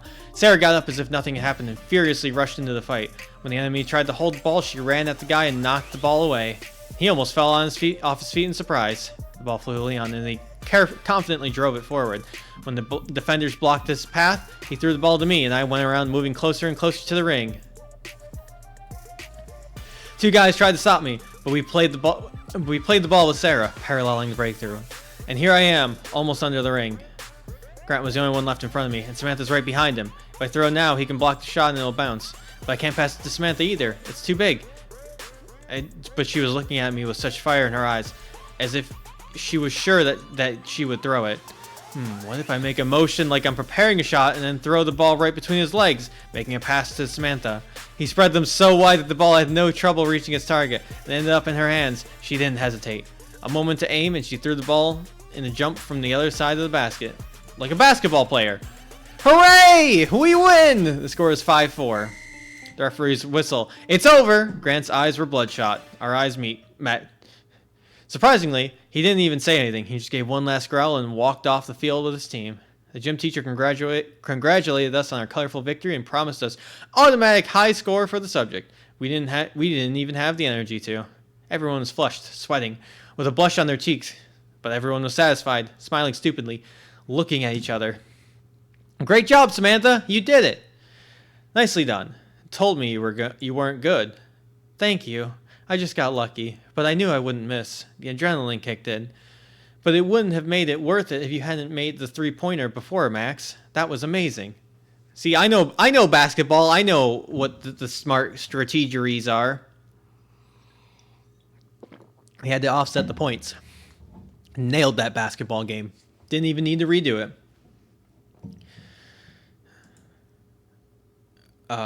The girls came over and hugged me. Why is there a low battery sign here?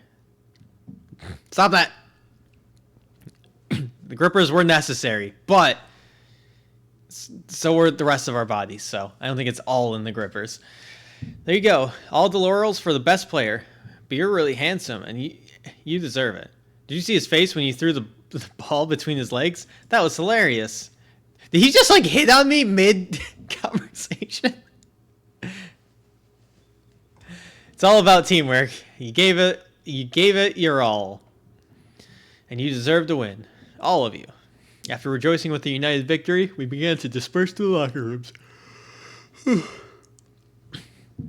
I lingered for a bit longer and saw that Sarah was still in the hall as well. It was only now that I noticed the Slayer's bruised knees. You okay? You got hit pretty hard back there. I totally forgot about it. You know, it didn't hurt at all at the time. I didn't even feel anything. I guess I was on an adrenaline rush. Now it's a little sore, but that's okay. Why don't you go to the nurse's office and have them take a look? Maybe I'll go. Anyway, there's more classes, so there's no hurry. That was a great game. Wow. Thanks for the good evaluation and the good mood. Well, by the estimates, we're even now. I winked at her and went to change. So, I have a theory about that. I have a theory about what just happened. I feel like winning was a good thing for everybody overall.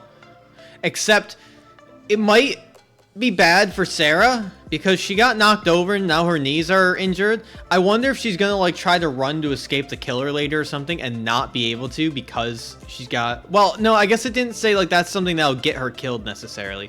If it was like full battery, that would mean that like she might die because of this.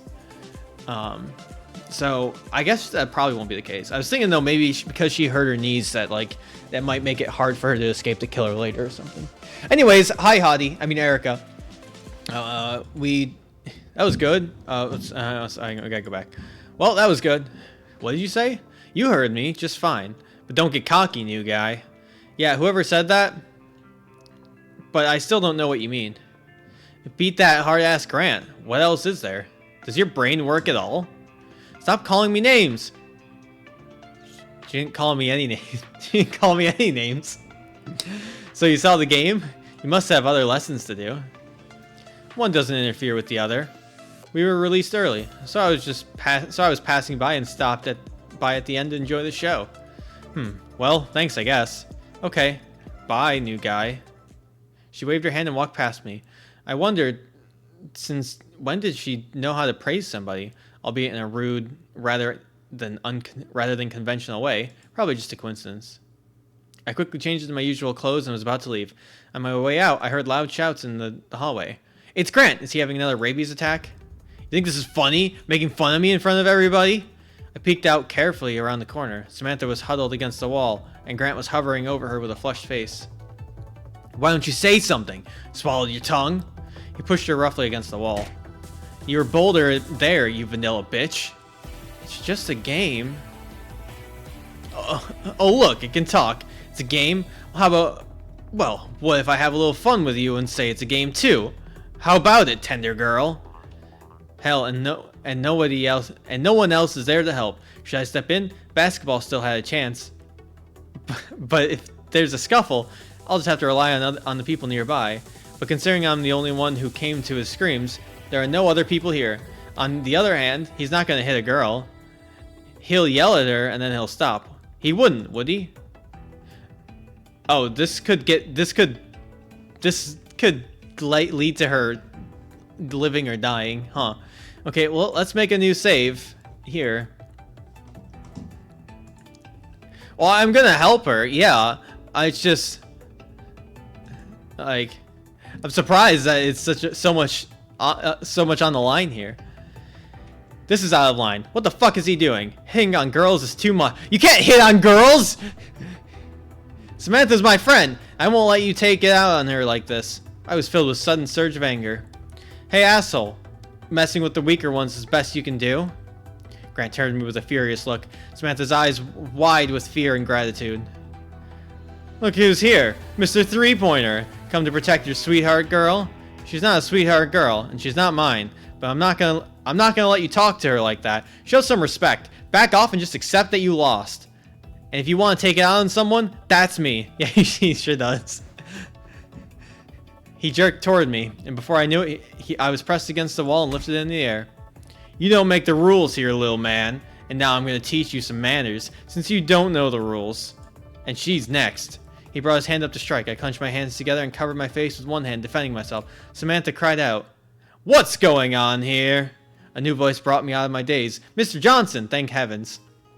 Grant released me from his grip and hugged me roughly around the neck.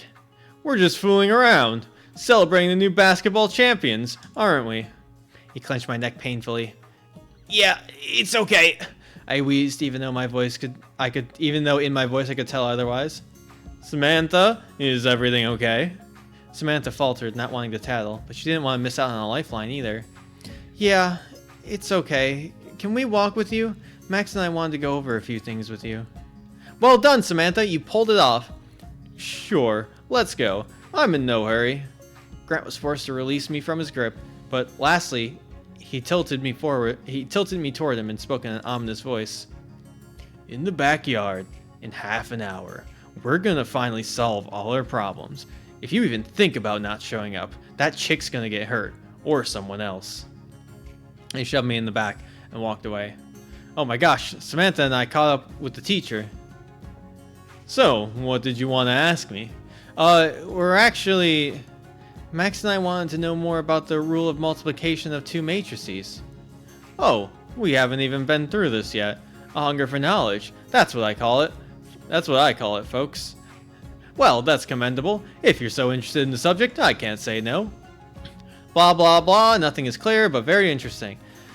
Then came a lot of words, of which I hardly understood anything, for my head was now occupied with other things. But thanks to Samantha, first I bailed her out, and now she's bailing me out. Thank you for explaining. Yes, thank you. Well then, I'll see you at school after the weekend. Have fun, guys. Weekend! I completely forgot that they existed, but I still have to live to see them. Oh, it's already here for some people, but not for me. Samantha, thank you for helping me.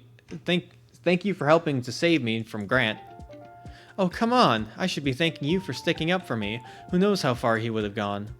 We're on the same team, remember? But the game's over. I'm not talking about the game. Samantha looked at me in surprise and smiled sweetly. But the worst seems to be yet to come. What are you talking about?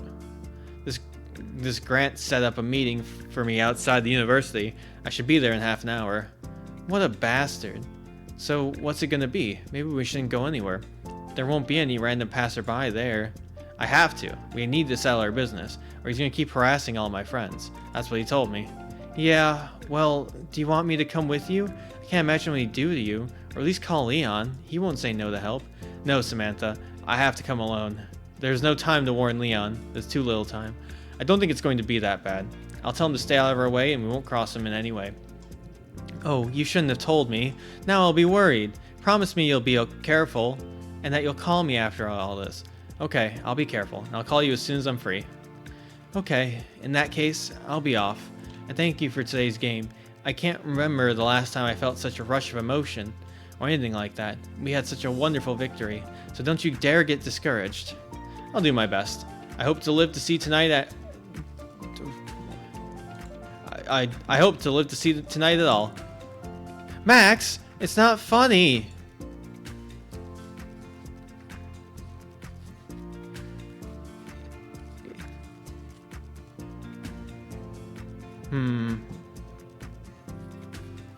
Yeah. Well, I'm sure she remembers. She's the smart one. She'll remember that I have the phone, the other phone. What did I say? Come on, that's it. I'm coming. I said goodbye to Samantha and walked home. But I had time to change into something that wouldn't get blood on it. Blood? We need to think more positively. Not blood. Dirt. Why was I so brave in front of Samantha? Maybe I shouldn't have gone in there. We only had half an hour. I don't know if we have enough time really to go home and change into something more fightable. The adrenaline would be gone faster than my jaw could recover, or worse. But I already made up my mind, and if I have to do something, even the dumbest idea, I have to do it. Not my best trait, but whatever. Okay, I'll just get it over with. That's all. At home, he changed into simple, loose clothes and headed back to the university to get his own reprisal on time. I'm not forgetting about Erica either. I want to go on the date with her, but I want to see where this ends up first before we do that. All right. Grant was already there. Retribution. That's what was going through his head right now. Everything was fine until this newcomer showed up. Everything had been organized and planned. But he just had to show up out of nowhere and confuse all the cards. This ends today. He rubbed his knuckles and crunched his fingers in anticipation. There was a metallic rumble from behind the large dumpster. Hardy, what are you hiding for? Come on out. The jock came around the corner, but there was no one there but a fallen urn. You want to play games with me? You better come out nicely. Grant turned around and saw the man in front of him, not the man he was expecting. A dark suit and a white and black mask concealed the stranger. Hey man, don't sneak up on me like that. You better go on your way. I got an important meeting. The stranger did not budge, but instead only shook his head. Hey asshole, you deaf in there? Go to your Halloween or wherever you're going. What the hell kind of trash bag you got on? The stranger answered nothing, but moved toward Grant. You got a mouth on you? If you don't get out of here now, you're going down, too. And trust me, you don't want that. I've had a really, really shitty day today. Yeah, it really could just be us. What if we just in the crash? What if we just took the wheel and yeeted it, or what if we just ran a light or something? It 100% could have just been us, you know. And then we are schizophrenic and just did the killing of Nate. We were right there. We were the most likely suspect. And our knife is gone, too. So, maybe it really is just us. Well, wait, that was just in the dream that our knife was missing. But still, it really could just be us. The stranger stopped a few paces away. Something glinted in his hand. A large, sharp knife. This was a turn Grant hadn't expected, but he was too strung out to fully comprehend the danger. You think you can scare me with that baby size? Alright, asshole. You attacked me. Now it's self-defense. You're finished, asshole. He made a great lunge toward the man and delivered a hard blow, to which the man easily dodged, ducking under his arm and plunging the knife into the jock's side, and immediately pulled it back. Ah! Motherfucker! Fuck you! Yeah, it's true. We did change into looser clothes, and these kind of look loose, I guess. Did we just walk back to the school like this? Grant took a defensive stance and threw out a couple of quick punches. The man simply took a step back and they missed the target. Grant attempted a sharp kick with his foot to his opponent's torso, to which he simply grabbed his leg with one hand and with the other stuck a knife into his knee. God, fuck! What the fuck? Who the fuck are you? I'm gonna kill you, you hear me? You're already dead! Omae wa mo shinderu. Nani? He yanked out his injured leg off and tried to stand on it, but it immediately twisted. He realized this was a bad situation. He had to go all in. Gritting his teeth and forgetting the pain, he went straight for the enemy, sweeping him away with his size. Like a rhinoceros on the run, he slammed the man behind the mask into a dumpster and slammed himself against it several times. Adrenaline rang in his ears, drowning out the pain for a moment. He landed several hard blows to the body, and his opponent collapsed and stopped struggling. Grant exhaled for a second or two after the hail of blows. At that moment, the man raised his hands and punched Grant in the solar plexus, causing him to open up and gasp for a moment. The knife gleamed in his hands. In a moment, it was under his chin, piercing through flesh and cutting into his mouth. With a jerk, he pulled the knife back, forming a bloody, gaping hole. Blood splattered on the black suit. Grant took his last breath and collapsed on the ground. I was just approaching the courtyard behind the university, I had already lost all my courage along the way. On the way, what the hell would that evil man think? And I would pay for it with my health. Okay, once you start, you have to finish. So where is he? I got to the site and the yard was empty. Not a soul. Maybe he's late. I don't think he's very punctual. Although if it were me, I'd be on time for a show like this. Or maybe he decided to come with his buddies to make sure I didn't stand a chance. Okay, the courtyard was pretty big, so I decided to walk around. There was a large soccer stadium in the center, with a stone walkway, with benches surrounding the perimeter. This place was popular. I chewed the gum I had in my pocket out of nervousness. Now, where would throw the wrapper? I didn't find any urns nearby. I didn't want to litter. I was used to cleanliness. A large garbage can loomed in the distance. I had to go with him. When I got closer, I saw the container was closed. I could see dark red drippings from under the lid. Did someone throw out a batch of overripe tomatoes? I opened the lid and forgot what I wanted to do. Grant was staring at me from the container with dead eyes. What the fuck? The smell of garbage and what I saw made me sick. His whole body was covered in garbage, with a gaping hole in his chin and several more in his body. I guess it all happened here. The killer just finished him off and put him in here.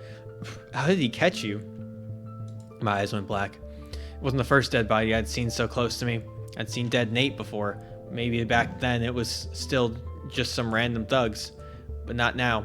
It's fucking real now. The killer is real, and he's after me. But that means, I jumped away from the container and looked around in all directions. He'd just been killed. He had come here at the same time I did. Which means the killer took him out right before I got here. In the daytime. Potentially in plain sight. I got chills down my spine. What is he? Some kind of psycho? How did he get in here unnoticed? How did he leave? Maybe he's still here. I had to get out of here. I moved my feet slowly, looking around, and walked toward the house. Then I started running. I should call Samantha. I need to call the police. But first, we need to be safe. I've been in crowded places for a long time. People were looking around at me, but I didn't care. It wasn't until I slammed my apartment door shut that I allowed myself to catch my breath and gather my thoughts. My head was throbbing. Maybe call the police when you're at the scene, or like on the way home or something. Cause like, they seem to be just late when someone dies. Maybe try to get someone there a little faster.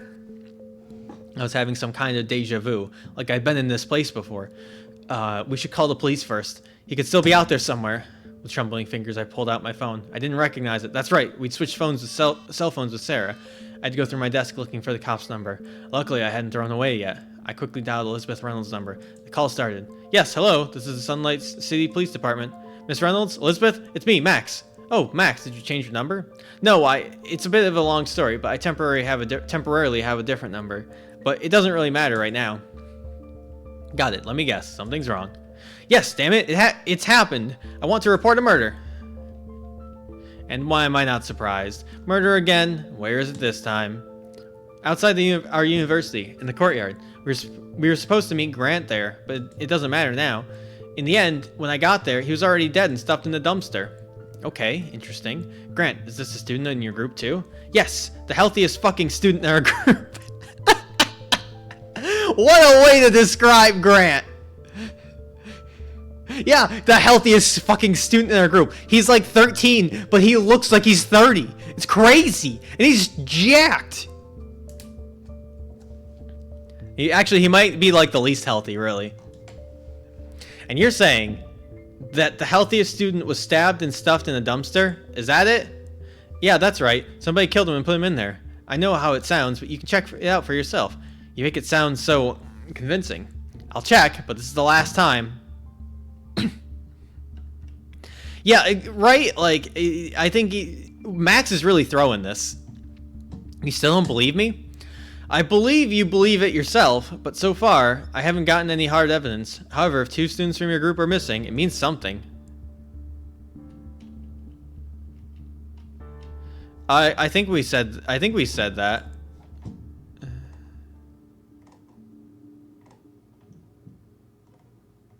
Yeah, we said it. He was already dead and stuffed in the dumpster. We said it. By the way, what were you two even planning on doing there? We had some disagreements. He threatened my friend, but that's not relevant right now. Do you even hear what I'm saying? Yeah, I hear everything. I wrote it all down. Well, I'm gonna go check your statement now. I'm not lying. Oh no, it's not that I think you're lying. It's that I think it's you self-reported here. We'll do what we can. Where are you calling from now? From the house. I ran until I was in a safe place. That's right. Lock yourself in and don't open the door. I'll call you back soon. She hung up. It didn't feel any better. I also promised to call Samantha. She needed to know what happened. But I forgot again that it wasn't my phone I was holding. It was just inconvenient to see personal information in the form of a contact list. But there was no other way out now. And indeed, Samantha was in my contact list, which I dialed immediately. Soon I heard a familiar voice on the phone. Yeah, right? Sarah? I wasn't expecting you to call.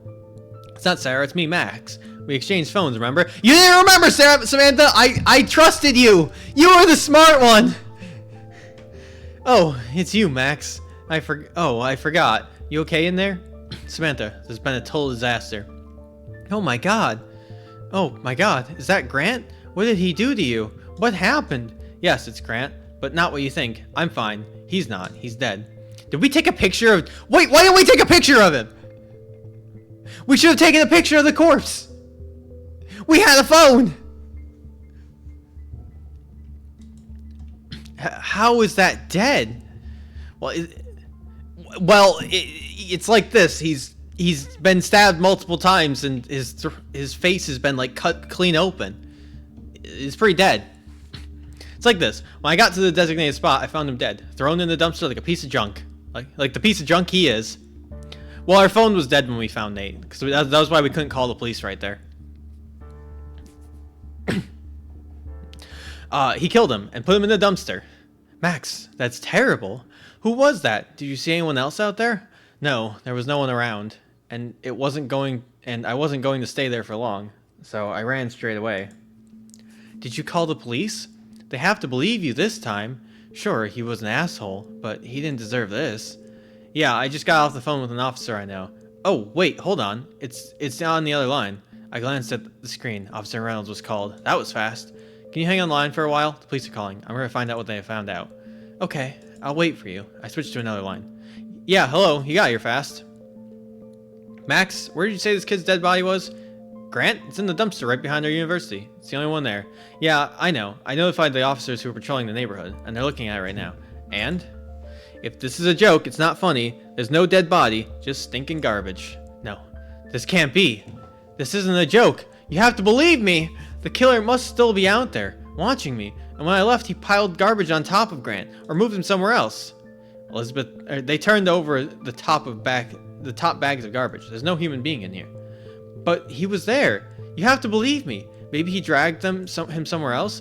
I really want to believe you, but do you know what it looks like? I know exactly what I saw. I don't know what else to tell you. I felt so helpless with everything I saw, and it was just a dead end. I wanted to scream and throw the phone away. You know, there was already a killer in Sunlight City, I'm told, and it was the police who were able to stop him. Max, except he killed every last victim. Maybe if you'd worked a little harder, you could have saved more people. Max, yeah, you're right. I know that. I was the cop who killed Judge. What? So I take your word for it. But I still need more information to catch him. So for the time being, I'll be conducting my own investigation.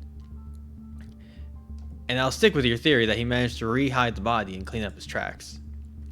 Well, that's unexpected. Thank you for telling me. Yeah, be extremely careful. If your story is true, you're in a lot of danger. Yeah, I'm aware of that myself. If you learn anything else useful, give me a call. Any little thing can be useful. She hung up and got back on the line with Samantha. And I got back on the line with Samantha. Max, are you back? What did they say? Yeah, she really just kind of just said that, huh? You know, pretty casually. It's impossible. It's all gone. There's no corpse. How could he not? Where could he have gone? I don't know. There's nothing there. No body. No blood. She didn't believe you? So... relatively believed, but there's no proof, you know. I know. I believe you. Ugh, I just don't know what to do now. Yep, I'll let you know.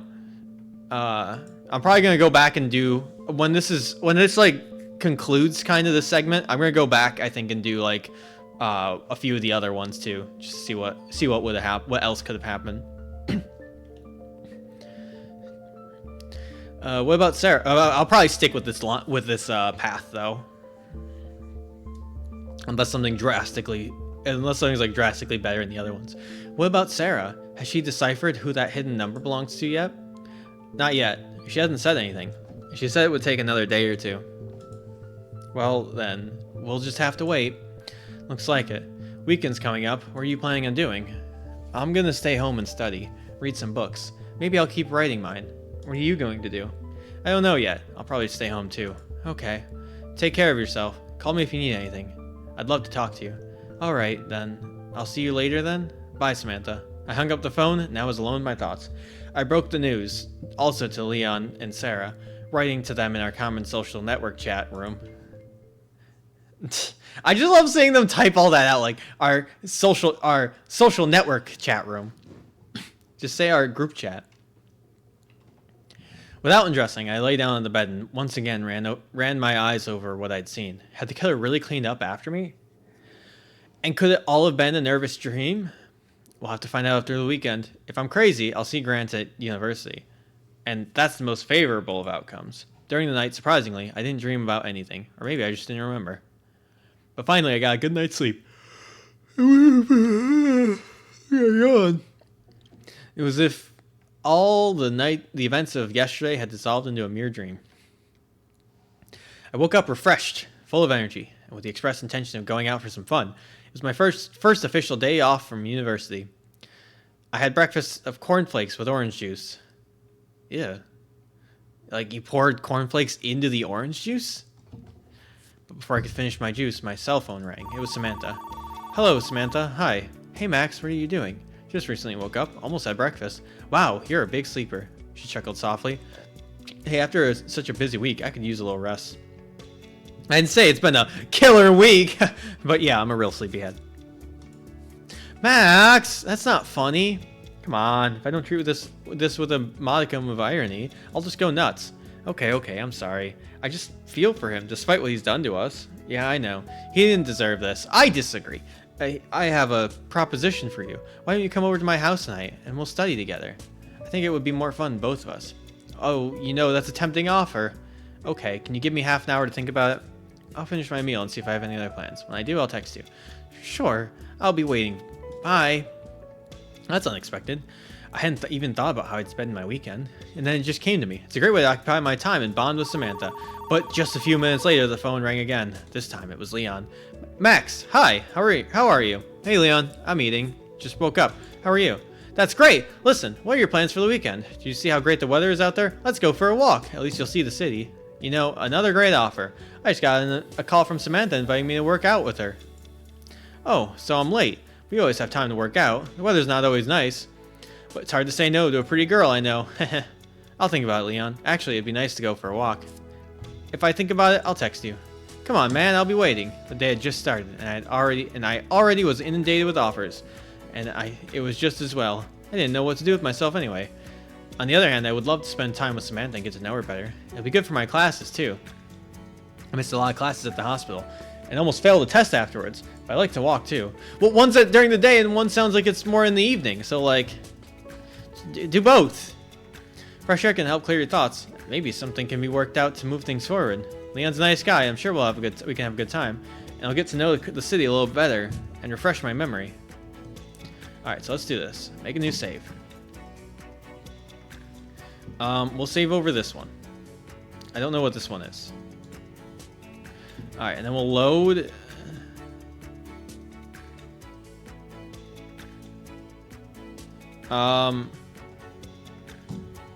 Okay, so let's go back. I don't want to lose the basketball game. I don't really care what happens there. Let's load here. Actually, no. Let's load here with Erica. Let's accept Erica's offer. Let's do it. I don't see why not. It's not gonna get any worse. You know, I wouldn't make a guess. Usually things don't work out so well after you say that. Well, let's go then. We went outside. Aren't you ashamed to go out with someone like me? You won't lose your authority? What's there to be ashamed of? When you walk your slave or pet dog, shouldn't you be ashamed? Or pet dog, shouldn't you be ashamed? I think you have a natural talent for belittling people, even in metaphors. It's just a comparison. Who will think what? Who will say what? I don't care about little things like that. As long as they don't tell me to my face that there's a problem, there's no problem. It makes life so much easier. I was beginning to envy you. Of course you're jealous. Go on, we're almost there. What if I didn't have any money on me? But you have them. Why think about what could have been? Isn't it easier to live in the present and not fill your head with endless options? You'd make a good philosopher in the future. Are you like, is that supposed to be like, you know, some comment on me changing trying all the different options? We came to a picturesque city park with small stone streets framed by greenery, benches, and sparse stores. There were hardly any people here. Perhaps this time we were still working. Perhaps at this time most were still working or already resting at home. We're here. This is the store. I'll have a strawberry scone, please. Erica mouthed her order as if in a restaurant and sat down to wait at the nearby bench. The selection of flavors was quite extensive. I love ice cream too, so I decided to get myself a chocolate cone. I took 2 portions, paid, and went back to the girl. I handed the strawberry cone to her. A sincere smile broke out on the girl's face. Wow, thank you. I hadn't had that in a while. I see you got one for yourself too. Good call. No joke. This place has the most delicious ice cream in Sunlight City, and the prices aren't steep. Well, let's find out what we're dealing with. Ooh.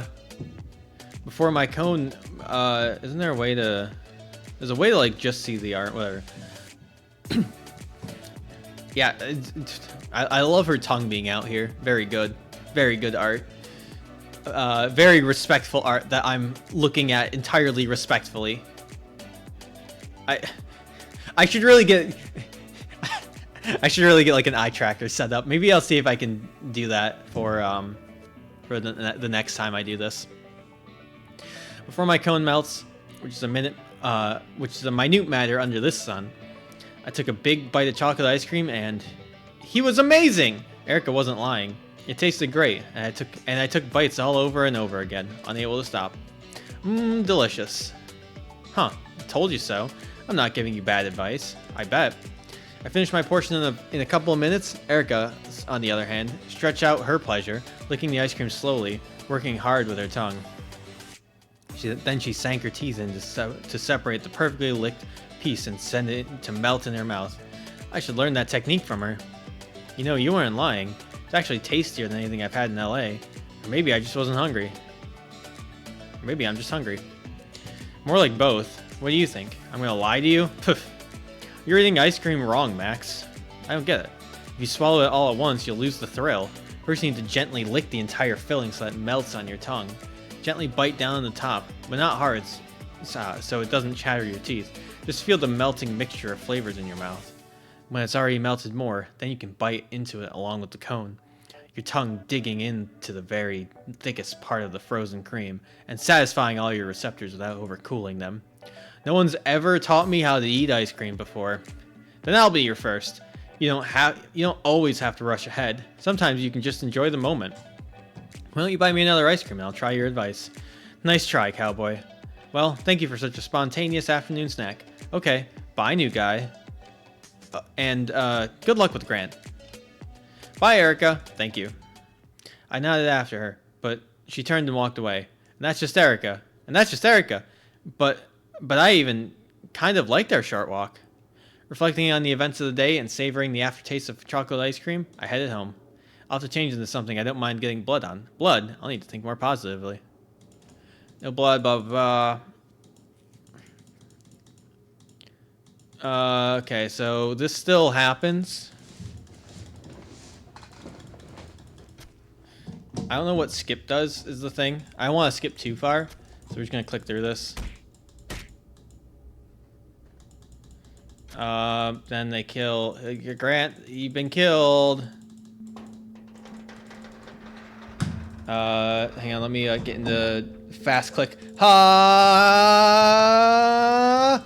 Ha! I want to see if anything happens. Oh, shit. Go back. I get to call Erica now. Okay. She hung up. It didn't feel any better. I decided I could still call Erica. I don't know why. I think we got a little closer after our walk in the park, and she knew that Grant and I were having a fight, but I didn't have her cell phone. I don't have her cell phone number. I quickly went to the social network, filtered people by our university and by our course, and quickly found her profile. Luckily, her number was attached. I typed in her number and called. After the third ring, I heard a girl's voice. Hello? Who is this? Erica, it's Max. Hi, I'm not calling from my phone right now, but never mind. Max? I wasn't expecting a call from you. Are you following me? No, I just found your number on the internet.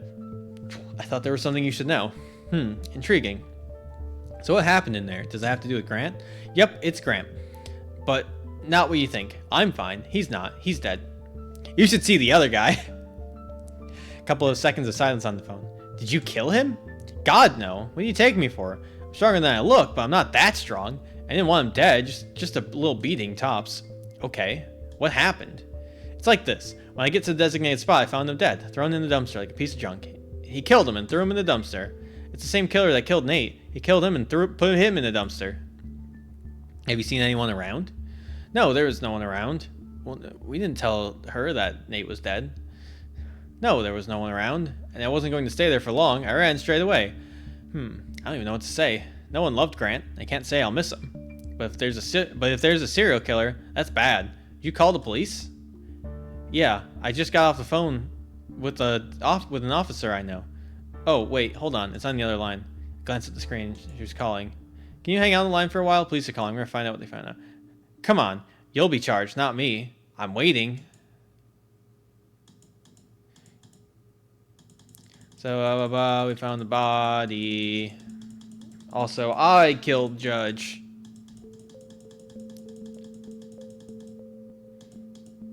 Oh, you're back? What did they say that was helpful? It's impossible. It's all gone. There's no corpse.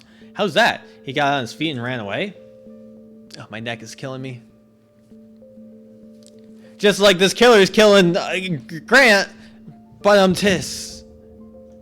That was awful. I don't know. There's nothing there. No body, no blood. And what did your police say? So relatively believed, but there's no proof, you know? I see. You don't believe me either, do you? I believe you. You say it so calmly. I could cry. Will that help? No, I guess. I just don't know what to do now. I think it's just a matter of waiting. Analyze what you already know and try to find out what's new. All we have to do now is wait. Looks like it. Weekend's coming up. Are you planning on doing anything? So, is this some kind of friend thing that you're trying to do? Max, I really appreciate you telling me about Grant, and for the ice cream today. But I don't think you can just call and chat with me whenever you want. I stay out of your personal business, so please stay out of mine. I was just trying to be polite. You need to be yourself. Take care. Have a good weekend. And to you. I hung up the phone. Now I was alone with my thoughts. I broke the news to my friends as well, writing to them in our common social network chat room. Without undressing, I lay down on the bed, and once again, I ran my eyes over what I'd seen. Had the killer really cleaned up after me? And could it have all been a nervous dream? We'll find out after the weekend. If I'm crazy, I'll see Grant at the university. Oh, we already went through this. But I finally got a good night's sleep. Samantha calls. I want to see if Erica calls or if it's still Leon. Okay, it's still Leon.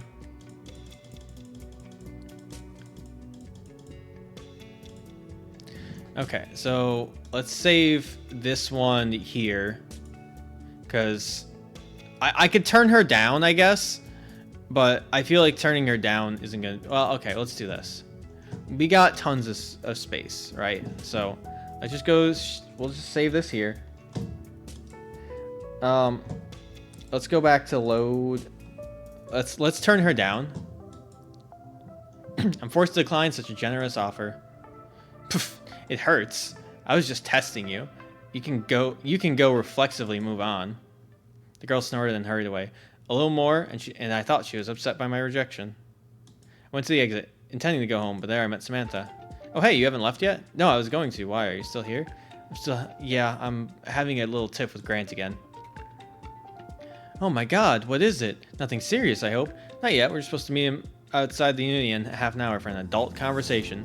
What a bastard. So what's it gonna be? Maybe we shouldn't go anywhere. There won't be any random passerby there. We have to. Yeah, well, you know, Leon. No.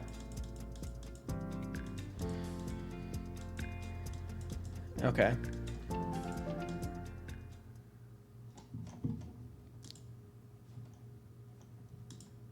Okay. So then this happens, blah blah blah. So then I want to load this one. What if I don't stand up for Samantha? I hesitated, shifting from foot to foot. I didn't want to get into a fight. When I finally got my will together and was about to leave, Sarah came around the corner, stunned at the sight. Hey, you! What do you think you're doing? You lose fair and square. You lose fair and square, and you want to take it out on those who are physically weaker? Grant turned toward unexpected defender, throwing angry glances. You want to get one too? I'll give it to you. Come closer. You're getting a bit bold. You're getting a little bold. I'll report you to the teacher, the principal. You'll be expelled, you stupid asshole. I've had enough of your antics. He let go of Samantha and made a dash towards Sarah, but she kept her distance and ran back. Come here, you little coward. I'll teach you some manners. Come on, or are you just talking it tough? Sarah gave him the middle finger. He couldn't take it anymore, so he went on the offensive. What's going on here? A new participant in the conflict apparently had heard the loud altercation and came over to check it out. Grant stopped where he was and unclenched his fists.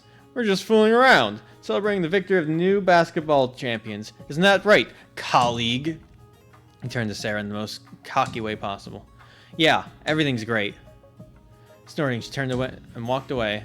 Samantha, is everything okay? Samantha faltered, not wanting to tattle, but... blah, blah, blah. Grant was forced to leave with nothing. The annoyed big man slammed the wall with anger. Maybe it's a good thing I didn't get involved. Otherwise, I could be standing on that wall right now. I had already turned around to head home when I ran nose to nose with Erica again, out of the fire. Well, it's not nice to eavesdrop. I thought you were with the good guys. Are you following me? It was fine without my interference. Come on, don't make excuses. I'm not judging. I don't care at all. So, should I go and report Grant how you've been spying on him here? And why would you do that? I wasn't spying. I was assessing the situation. Okay. And what are you willing to offer to keep him from finding out about your situational assessment? Should I make you an offer? No way. I don't have anything. What do you want? Money? Money? Spare me this unnecessary, overrated symbol of capitalism. Well, let's put it this way. Why would you do that? Because it would be fun. And I like fun. You're incorrigible. What do you want? I have to think. Okay. I want you to get on your knees right now and lick my shoes. What? Are you out of your mind? Fuck you. I'm not licking your shoes. But you told me what I want. Okay, maybe this is too much for you. Alright, then you owe me an ice cream. What about money, the symbol of overvalued capitalism? That's different. Oh well, come on. I didn't have any plans anyways. You don't have any more classes, do you? If I'm offering, I guess not. Come on, I know a good park nearby with great ice cream. It looked like there was no way out. The alternatives of dealing with Grant or being bored at home didn't appeal to me much, though. What's with the latent licking fetishes? Licking shoes or licking ice cream? Freud would have been pretty clear on this one. We went outside. Aren't you ashamed to go with someone like me? You won't lose your authority. Oh, we just talked about this. Hang on, I guess this is a bit different. I was beginning to envy you. Of course you're jealous when I'm there. You're just gonna blackmail me for any slip-up? Sure, if there is one. In the future, if you're gonna screw up, do it without anyone knowing. Or don't do it at all.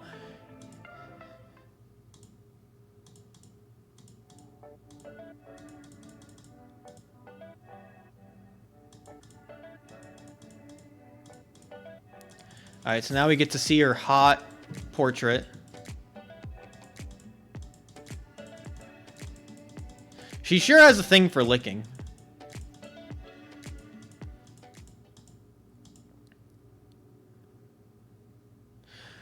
Oh, hang on. Let's go back for a second.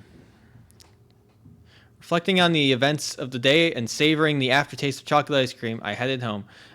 So what you missed is oh, hang on. We got a new gallery piece. So I went on the date with Erica. Turns out she is in fact hot, as we had previously hypothesized, as I had previously hypothesized anyways. In forfeiting the game and then going on the date with Erica, Grant still because we still have to like meet Grant afterwards. He still gets killed, and then when we talk to the officer, we call Erica immediately after that instead of Samantha. But then the day after, Samantha and Leon ask if we want to hang out. And then what we just did here is, if in the altercation between Samantha and Grant after we won the basketball game, which, you know, it says like it was one where like the consequences, our choice would determine if someone lived or not. It seems like if we choose to not interfere, then Grant doesn't die. And that's where we are right now, is we chose to not interfere. Sarah came in to save Samantha, and then Grant like left. Nothing really happened to Grant. And then now we've gone on a date with Erica. And then now we headed home, I guess. And Sarah had just gotten home from, now here we are, where I hope Sarah's not about to die, but I don't know. We'll find out. Sarah had just got home from an evening trip to the store. She had bought groceries and lots of goodies for tea, enough to last her for a week. Taking a bite of a large, nutty chocolate bar, the girl sat down at her computer. After a few games of online gaming, the girl remembered that she had to help Max with deciphering the data. She connected her phone to the computer and did what she knew how to do. By the time Slayer had finished, it was late evening. She dialed her own number from someone else's phone. Wow, it's unexpected to get a call from your own number. Yeah, I didn't see the thing with Nate is that I don't think our brother can survive, really, because I think he has to like kick off the whole thing. With Nate, I don't remember seeing a full battery anywhere, which, you know, so like I don't think we were ever presented with a choice that would have the potential to not have him die, though. I'm not sure, but maybe we just never got on a path where we couldn't. Yeah, maybe it's just like, oh well, you know, we did. Maybe it was like a much earlier decision. Yeah, maybe it was an earlier decision that we missed or something, or we just because of the half battery choices we made, we never got to get the full battery choice there. I don't know. Max, hi, can you come over to my place now? Yeah, sure. Did you find something? Yeah. Actually, yes, but I think you should see it in person. It's not a phone call. Even so. Okay, I'll be right there. The girl stared curiously at the results. She flopped down on the bed, decided to watch the series on TV in anticipation. She watched the series. She turned on the player, but no sooner had the movie started, she was distracted by the ringing of her own cell phone. Had Max forgotten his address? Sarah reluctantly paused the show and reached for her phone, but it was a hidden number. Oh, great. Hello? Hello? I don't buy anything. I'm not interested in services. I don't need credit. Goodbye. I'm not selling anything. Who's that? An acquaintance of yours. Yeah, with a hidden number. Uh-huh. Sure. What else have you got to say? What about your voice? What's with the cheap voice changer? Is it some kind of prank? That's my voice. I'm just sick. Okay, dude, what do you need? I'm actually busy waiting for someone. Maybe me. I highly doubt it. Spending the perfect evening on your bed watching a TV show? Okay, how do you know? Now that's not funny at all. Sarah stood up nervously and looked around. What was the fun of this? The girl's panic was slowly rising. She slowly went and looked around her apartment. I was just guessing. What, I guessed? Yes. What are you watching? Is it good? Would you recommend it to a friend? Yeah. Well, I have been, yeah. We'd have to go back much further. Maybe like at the end we can go back further and see if we can save Nate. If there's a path that leads to that at all, because like we did have like one or two choices with him that maybe we just fucked up. I don't know. Maybe like we didn't. It's possible because we didn't hang out with him at all or like choose correctly with him. We were just never even, we didn't even get the chance to save him. Whereas like here, you know, I've hung out with Sarah, I hung out with Samantha, and maybe that's why like I got the chance to save them. Rip Leon. We haven't hung out with Leon at all, and I'm not about to start. Leon, hot women, like there's really only one correct answer here. Look, asshole, I want to talk to you. Do you understand me? I'm hanging up. If you hang it up, you won't get your delivery. I forgot to tell you, I'm a courier. Your package is at the door. You can pick it up. I didn't order anything. What the hell kind of courier are you? The package is at the door, but if you don't want it, I'll take it back. Refund. Sarah slowly approached the front door. She peered through the peephole. There was no one on the landing. Fear possessed her more and more, but curiosity overpowered her. She hesitated for a moment. Then she gave in and opened the door slightly. Nothing. Opened it full. There was nothing. An empty lot. Fucking pranks. With anger, she slammed the door shut and locked it with all sorts of locks. Listen to me, asshole. I'm gonna call the police. You're filming content, aren't you? In fact, you know what? You messed with the wrong girl. I'm gonna get your number and see how you feel. Oh no, I'm sorry. No need. I was just kidding. And the person on the other end hung up. But Sarah was determined. The sudden call had made her very angry. All fear had been replaced by anger. It's some kind of prankster. She sat down on the computer and opened the code that had already helped her with determining the number for Max. That's right, it's his phone, not hers. She just realized it now. What the hell kind of delivery is that? With the program already prepared, the girl reconnected the phone and quickly decoded the incoming call. The result surprised her. It was the same number that had been bugging Max. Damn it! And then a cold breeze flew in from behind. The girl turned around sharply. The window was open, was it? Some kind of sound came from the pantry in the next room. A quiet rustling. Sarah tiptoed into the hallway and looked into the pantry. Nothing. Just the usual junk. Then the closet door creaked behind her. Before the girl could bounce away, a man in a black suit attacked her, grabbed her by the hair, and slammed her against the door jamb. Sarah screamed throughout the apartment and tried to crawl away, but the stranger also picked her up by her hair and tried to stab her. But the girl managed to put her arm out and grab the knife out of her attacker's hand. Then he hit her in the stomach with his knee and ripped the headphones out of her ears. I don't think the courier's at Max's house. Then activated her collar, and a deafening ultrasound of increased volume sounded. The girl screamed, but all her screams were drowned out by the squeak of the device. Her eardrums ruptured, and her ears all bled. With the last of her strength, she pulled out her cell phone and dialed 911. The screen was already covered in blood. The killer took her by the hair, twisted her head back, and plunged the knife into her spine at neck level, and slashed downward. Hello? Emergency service? What's your emergency? Hello? Mister? Ma'am? Are you there? Can you tell me what's wrong? But Sarah could no longer answer. She was dead. I arrived at my friend's house some 15 minutes later. When I got up, I rang the doorbell. No one opened, so I decided to knock. We're not going to follow this path. If that wasn't clear.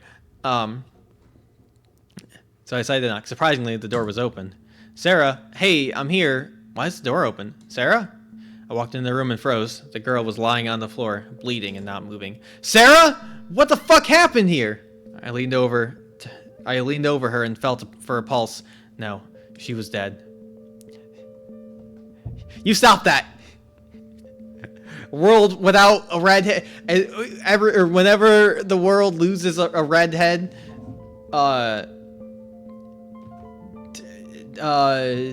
rich people get a little more power, and we don't want that.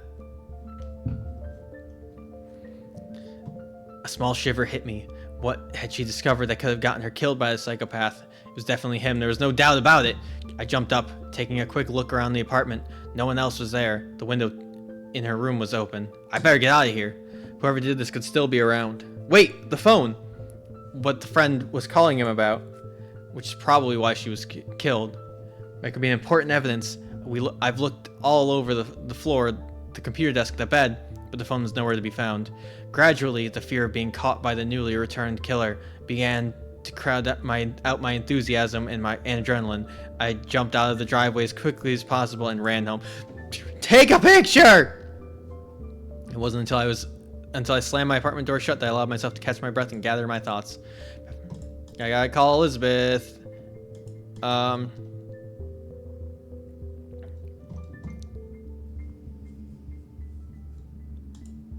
phone that I gave to Sarah.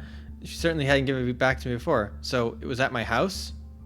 I picked up the phone. There was no blood on it, no dirt, nothing. Just a notification, a message from a hidden number. Surprise! That's all it said.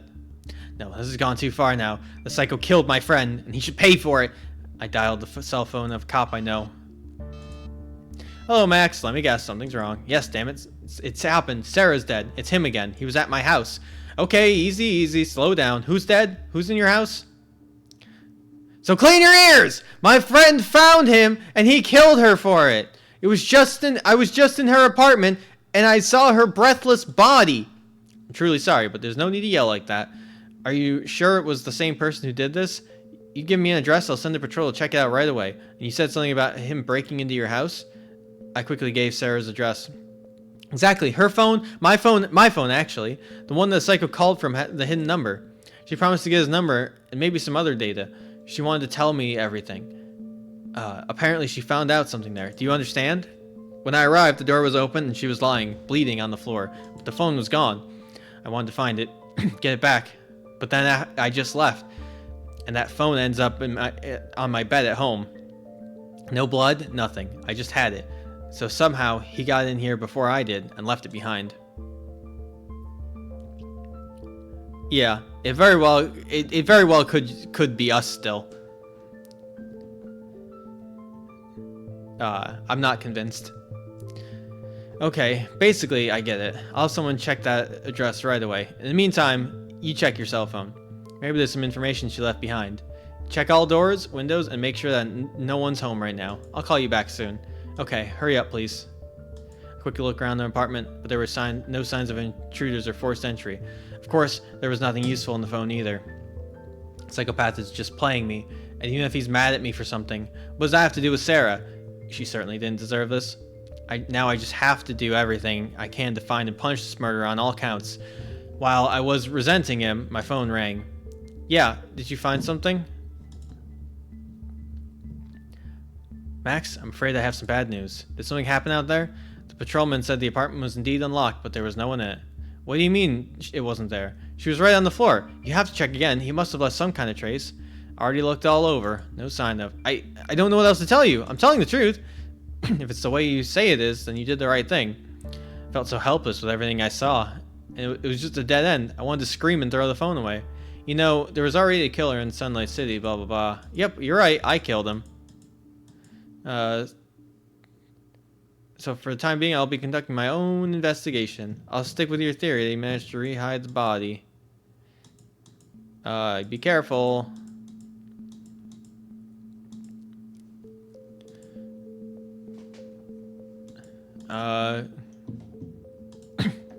Remembering the unexpected visit, I called a handyman and replaced all the locks on the door. But would that stop such a devious psychopath? Relieved, I broke the news to Leon and Samantha as well, writing to them in our shared social media chat room. I didn't even want to see their answer. I didn't want to realize the reality of what was happening once again. I lay down on the bed without undressing and ran my eyes over what I'd seen. Did the killer really have time to remove the corpse and all traces and sneak into my apartment and get my phone back? It could have been... And could it have been a nervous dream? I'll find out during the weekend. If Sarah's there. During the night, surprisingly, I didn't dream. Finally got a good night's sleep. I woke up refreshed. I want to know. I just want to know. Okay. So Samantha and Leon are perfectly happy to just hang out.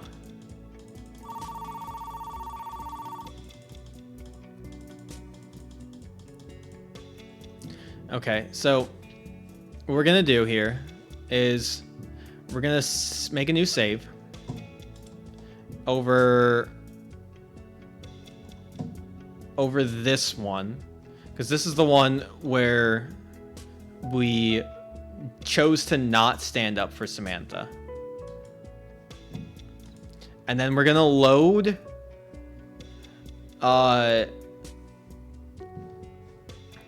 This one.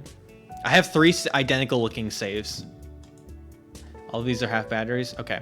So this is the one where, this is going to be the one where we decided to concede the game, and then we went to hang out with Erica after school, because I wanted to hang out with Erica too. I want to get like a good mix of like hangouts with people. So in this one, no, don't. In this one, we hung out with Erica. And then Grant was killed, and then now it's the next day. So it looks like, no, I think someone was gonna die no matter what. I get the impression people are gonna end up dying no matter what. Really? Did I get any achieves? No. Okay, so let's go study with Samantha. Sorry, Leon, you're not. It's not your day.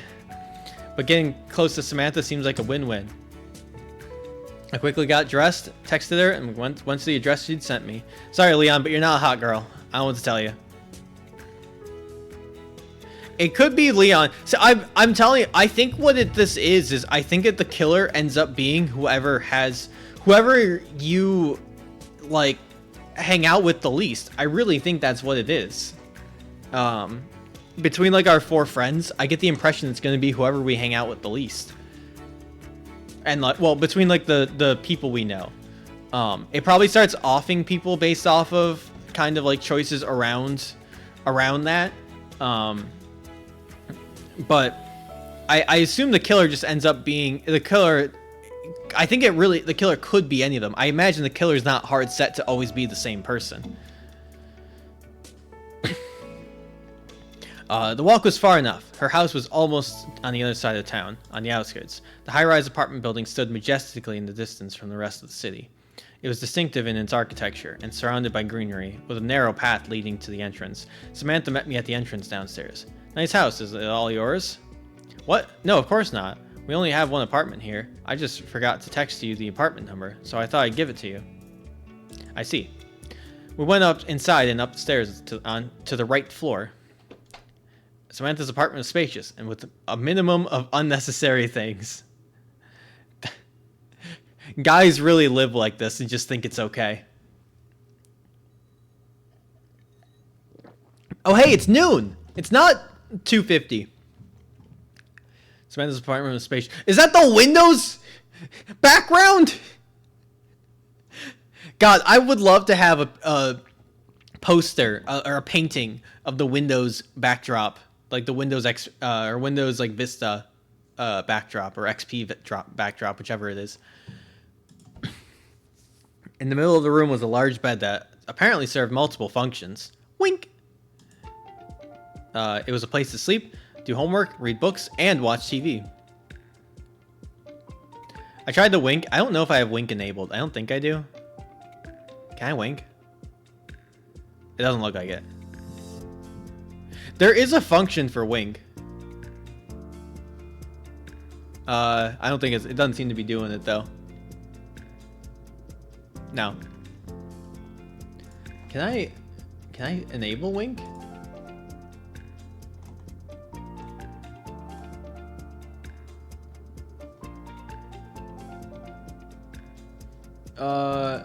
Blink eye blinks. So is that the one that does it? There we go. Now I can wink. Wink. Large windows like mine offered a scenic view of the whole city from a high floor. Wow, it's cozy in here. Thank you. Do you live here alone? No, actually. We live here with my mom. Sometimes my sister shows up, but now everyone is out and about, so I'm mostly home alone all day. I didn't know you had a sister. Well, yeah, there's still a lot you don't know about me. Well, you stay here and I'll get you some tea. She went to the kitchen. As I understood it, you have to sit on the bed. I lay down and looked at the scattered sheets of paper, some notes from class. Does she not have like a desk? She seems like she would at least have a desk, and that would make sense for her, you know. Samantha soon returned with 2 cups of fragrant hot tea. She was wearing a light t-shirt and shorts. Surprisingly, she didn't sit down on the bed, but right on the floor next to the window. I didn't bother to ask. I just sat down next to him. Oh, nice. Don't worry, it's clean. The girl smiled, noticing my confusion. No, I didn't think anything of the sort. I just sometimes like to sit here and just watch the city, thinking about anything. Habit. I see it's a really nice view. What do you usually think about? It's not anything in particular. One thought sticks, and I have to develop it. Like how things might have played out if I had behaved differently somehow, or said something. It's a visual novel, and we sometimes say different things. Are you worried about that? Admittedly, sometimes I do. You think of endless variations, and all of them are better than the original. You shouldn't. You can go crazy that way. There will always be better ways to do things and worse ways to do them. But we can only determine this through the prism of experience, which we simply don't have at that moment. So unless you can time travel or have a connection to the multiverse, it's best not to even think about it. We're playing a visual novel. Well, thank you. Well, if only once in a while. How's the tea? Oh, it's good. It's so flavorful. What's with it? What's it with? Here's a secret. My signature herbal recipe. Got it. That's a good recipe. So, are you ready for class? Always ready. Then, I invite you to the bed. It's obviously more comfortable to do it there. Oh, we're going straight to class. Wink. I'm trying to wink. I don't know if it went through. It kind of did.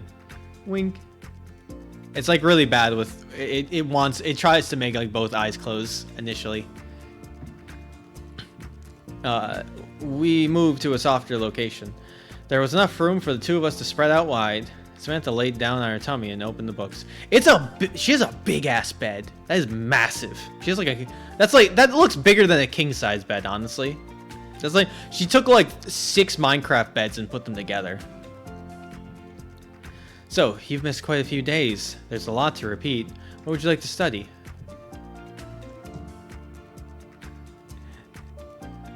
I mean, there's like one right answer. You. You know, I'd like to get to know you better. Samantha blushed and looked away. Me? Yeah, we're good friends. I want to get to know you better. Is that weird? No, I guess. It's just a little unexpected. But since you passed the first test, I guess we can talk about other things for a while. That's what I'm saying! So here's the deal. We'll go over a little bit at a time, the material we need for the next test. Then I'll ask you a question about what we've gone over. If you get it right, you can ask me something. How's that sound? Sounds reasonable. I'm ready to soak up the knowledge. She chewed me through the material in detail, from her lips with her unhurried and lucid delivery. It really didn't seem difficult. When she asked me something, I had no problem answering. Okay, now I've earned my question. What do you like to do in your spare time? Wow, I certainly found something to ask. I'm doing quite modestly. Besides doing homework, I mostly read books and try to write something of my own. Sometimes in the evenings I take a walk in the park nearby. As you've noticed, my house is on the outskirts of town, and there are not many houses or people around. My own little island of freedom. I don't get along well with people.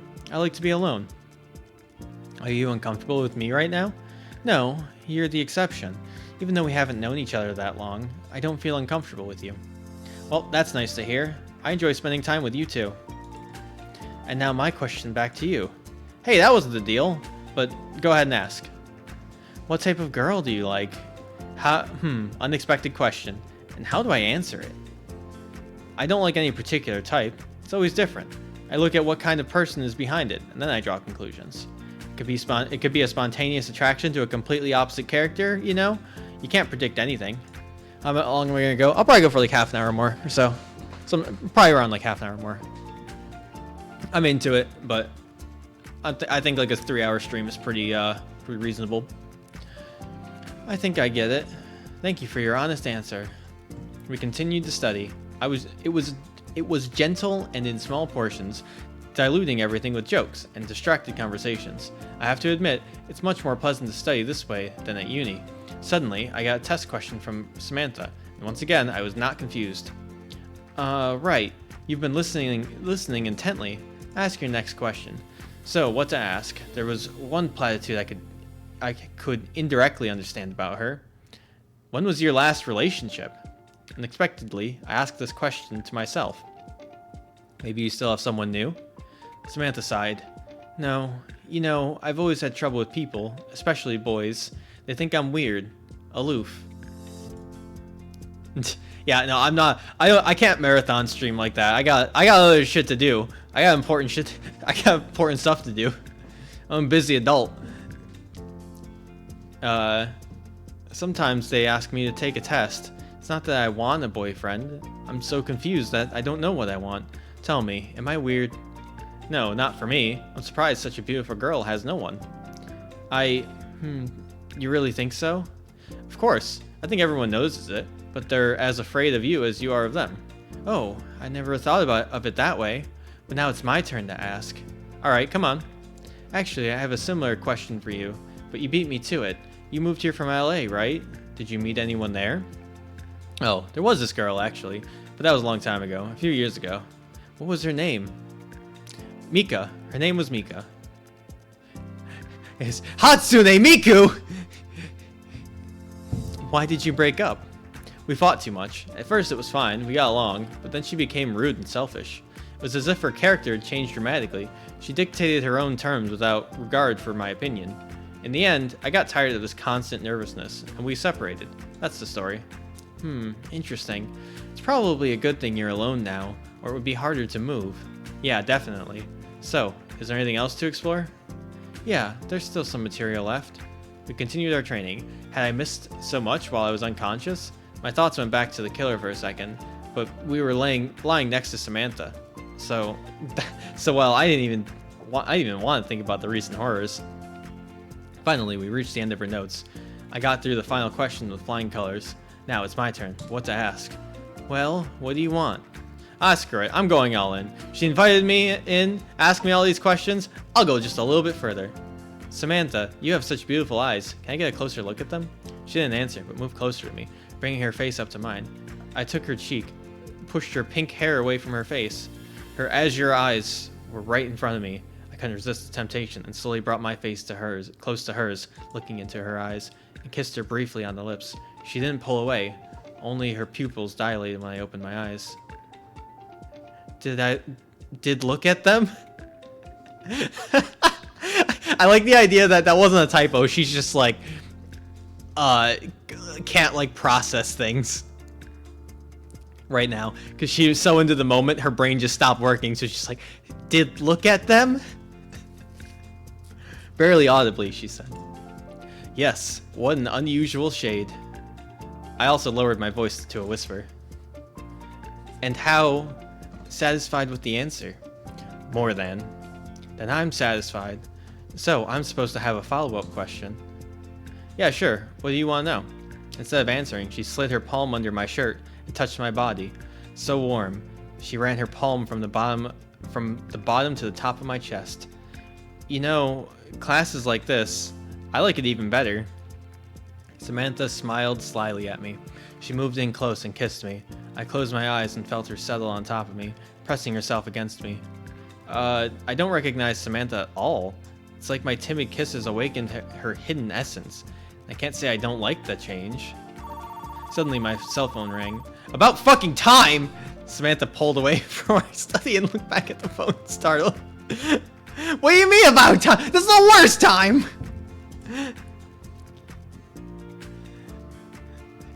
That's mine. I gotta take this. Yeah, of course. She got off the bed and picked up her cell phone on the nightstand. From the sound of the conversation, it sounded like her mom had called. When Samantha hung up, she looked pale.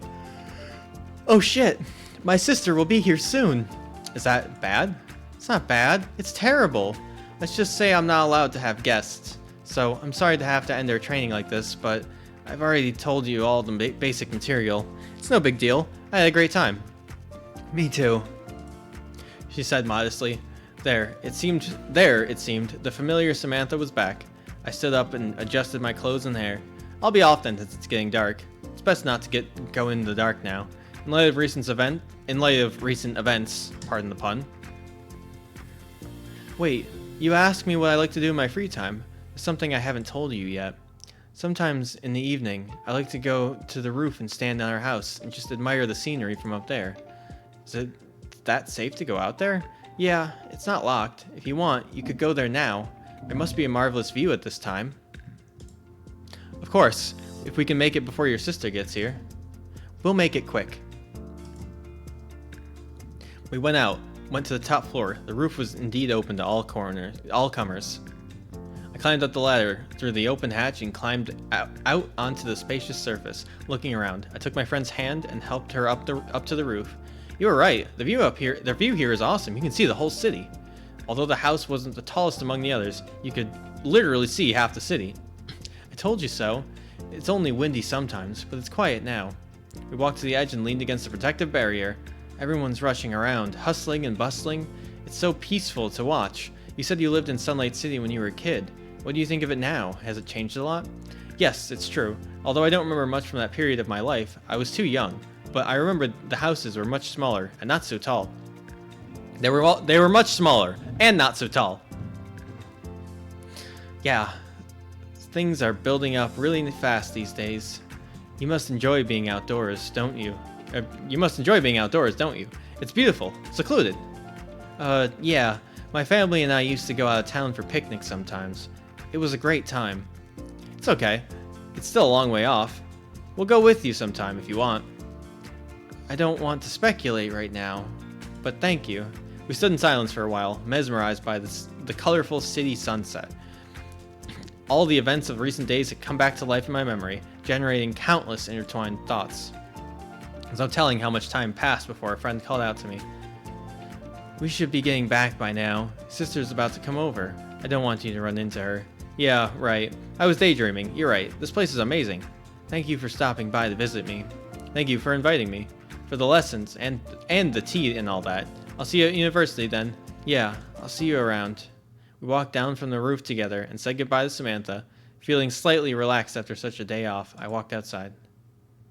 The whole day just flew by at Samantha's. I wonder if Leon's still there. I was walking down the street, absorbed. Is it day or night?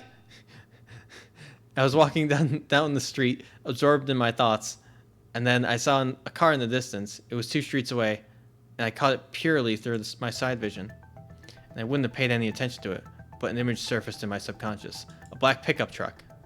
It was him, no doubt about it. Dented bumper, blown out headlights. I got a slight shiver. What's he doing here? Watching me? Choosing his next victim? Or has he decided to finish the game and deal with me already?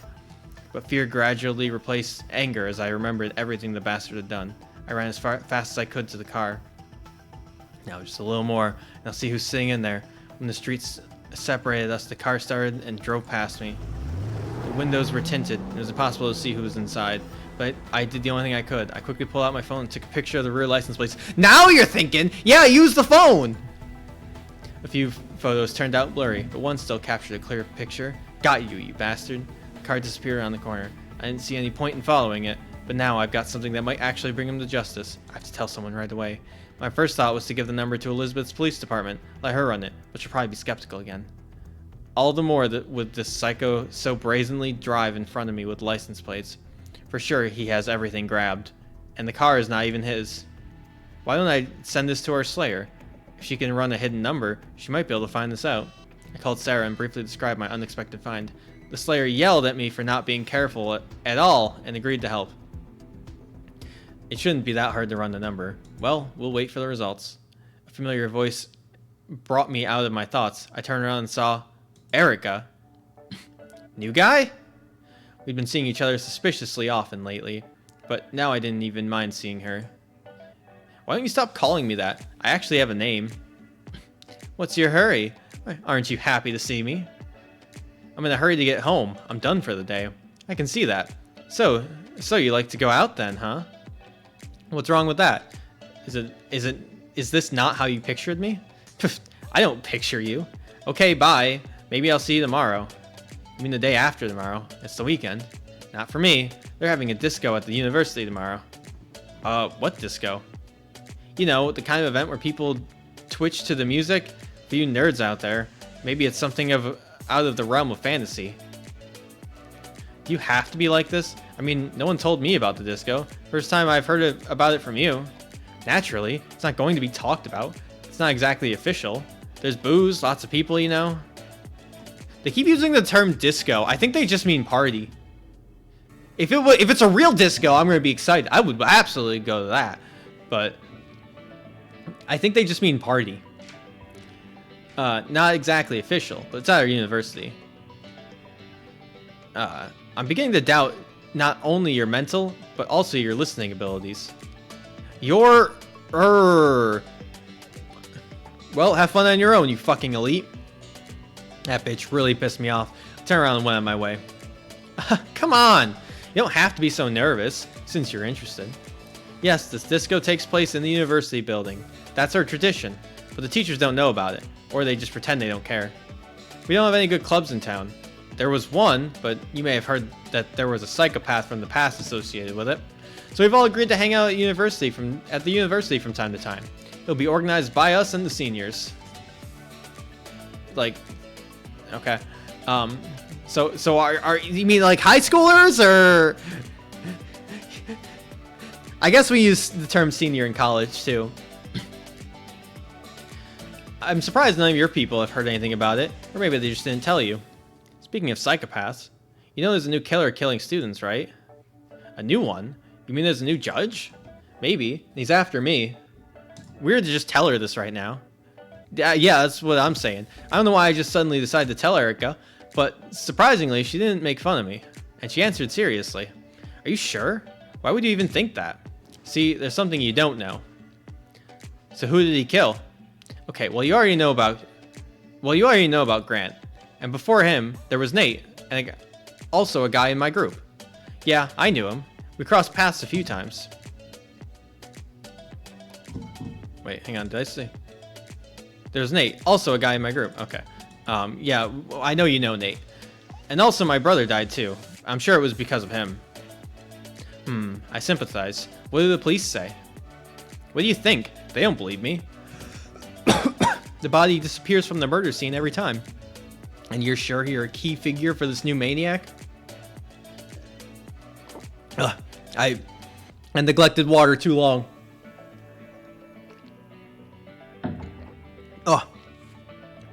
Okay. You're sure you're a key figure for this new maniac? Yeah, he called me a few times and implied he wanted to make me suffer. For whatever. Although I know you wouldn't believe me. Why? I believe you.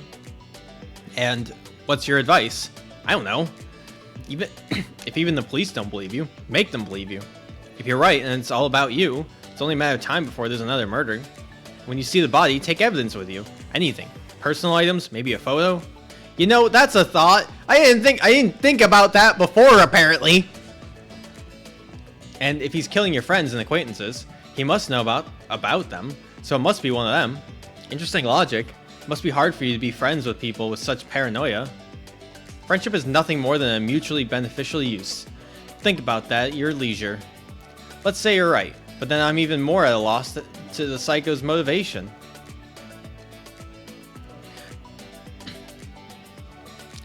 Or that guy that was... Oh, Leon?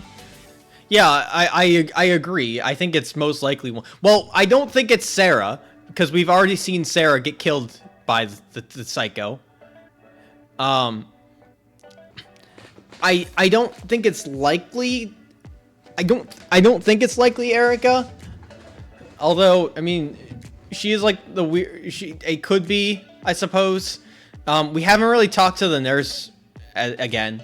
I don't think it's the nurse. I think the nurse is just a hot nurse. It still could be Nate. I haven't ruled out that it's Nate yet. It clearly doesn't seem like it's Grant. Which I'm sure Grant is just here to be a red herring. You know, he's just the asshole character that, you know, you think would want to kill you, but obviously isn't the real killer. Also, he's dead. I don't think it's Samantha, unless it's the person that we like the most. That would be another way they could do it, is that they just make it so the killer's whoever you end up liking the most. Who knows? But I could see Leon. I don't think it's Leon. I feel like it could be the police. It could be the police officer. Although she didn't... she'd have to have accomplices then too, though. Because, like... Well, I don't know. Could be any... It could be them. I think it very well could just be us, too. You are right. Let's say you're right. But then I'm even more at a loss to the psycho's motivation. Think about it. There must be some logic to his action. Or hers. Yeah, I've tried. But no luck so far. I bet that man, whoever he is, knows about the disco. And will definitely be there. You're not inviting me there, are you? Of course not. Just sharing information. But if you want to catch him, you can't just sit at home and do nothing. You have a better chance than anyone else. Okay, I've got more stuff to do. I'm out of here. Yeah, well, she could easily be like just cleaning it up, and you know, it like I said, it could be a real Five Nights at Freddy's situation where like the police officer is the one cleaning up the bodies. I mean, it could also, I guess it could also be Erica, because like we haven't really seen her much. We haven't had much chance to interact with her too much. I think she's like the slow burn character where like you don't get her right away, but after a while you start to get to be with her more. So I don't think it's Erica, but she is like, there are plenty of implications that like it could be. So, I mean, there are implications for everybody. Like they gave everybody a potential motive. So I still think it's based off of like your decisions, like who you like most. Either it's going to be whoever you like the least, or it's going to be whoever you like the most. Whoever you like the most would make the most sense, though, I think, for them to do. I don't know. She seems like you can, like, I feel like I'm going to get to be able to romance her after a while. Wait, what time is this disco? A friend wants to know. The girl grinned, and without turning around, said the start time. Her words did make sense. If we're going to take this killer's lead, we need to be upfront about it. I'll have to tell my friends. Hey, when this day's over, I think I'll probably stop. When I got home, I decided to get everyone together at once in a general chat room to save time and break the news right away. Hey guys, I'm here with some news. I heard that there's an unofficial disco at uni tomorrow. Wow, a disco I didn't know about. We need this. Us? Don't decide for us. Max, are you sure this is even gonna happen? How did you know about this? To be honest, I saw Erica on the street, and she said... Erica? You think this is a reliable source? Who cares? That pretentious girl likes to party too. So why did she lie about it? And what do we have to do? What do we have to lose by walking to uni on our day off? So you've already decided for everyone that we're going tomorrow. In fact, that's why I brought everyone here. I wanted to discuss whether or not we should go there tomorrow. What do you think? Well, I'm not really a fan of such events, and in light of recent events, it may not be wise to go to a place where everything is dark and you can't hear anything. But on the other hand, it's also the perfect opportunity to lure our killer in. After all, it's obviously only known to a small circle of people. Well, yeah, if we're careful and we stick together, we can catch him. And just relaxing would be nice. Of course, it's good. Of course it's good. Let's take a vote. We can talk about this till morning. I'm in favor. Well, I'm against it. I don't want any more of you to get killed. Or me. Not to mention we've never been to one of these events. Much less unofficially. Man, I don't want to be the deciding vote. I want to go there, but let Max decide. I'll be in favor of him in any choice. Well, I have to decide the fate of tomorrow, and why am I not surprised? From this morning, I don't know anything about disco at all. But now everything is changing so quickly that you just have to adjust. I would hardly go there if I were used to it. But come to think of it, a viable way to get close to establishing the killer's identity? Ah, the hell with it. Sorry, Samantha, but I think we should go there after all. I thought I was going to get a choice, but I guess not. Hooray! Sound decision. I had to sneeze. Sorry about... excuse my sneeze. It's not sane. Oh, it's not sane, but I'm definitely with you. Oh, I'll have to look for something to wear. Oh, we get to see them in party outfits. I hope when they say disco, they mean actual for real disco, and they're just dressed for like a disco, not like... a party, like a disco. It's not the 80s, because we have laptops here. So, like, clearly it's not the 80s. But I'd love to see, or like 70s. But I'd love to see them in disco attire. I imagine it's they're saying disco when they just mean like party, though. Samantha, you don't have to go if you don't want to. We'll find out for ourselves. No, it's okay. I'll come with you too. I can't let you guys go alone. Man, Max, that's some good news for us, sure. For us, for sure. Okay, that's all I wanted to discuss for today then. And that was the end of it for the guys. Yeah, looks like there's something going on tomorrow. I should really find some looser clothes. There were no terrors this night. In the morning, I slept so long that when I woke up, I thought that I had missed the time to go to our planned disco. Although it was already starting closer to the evening.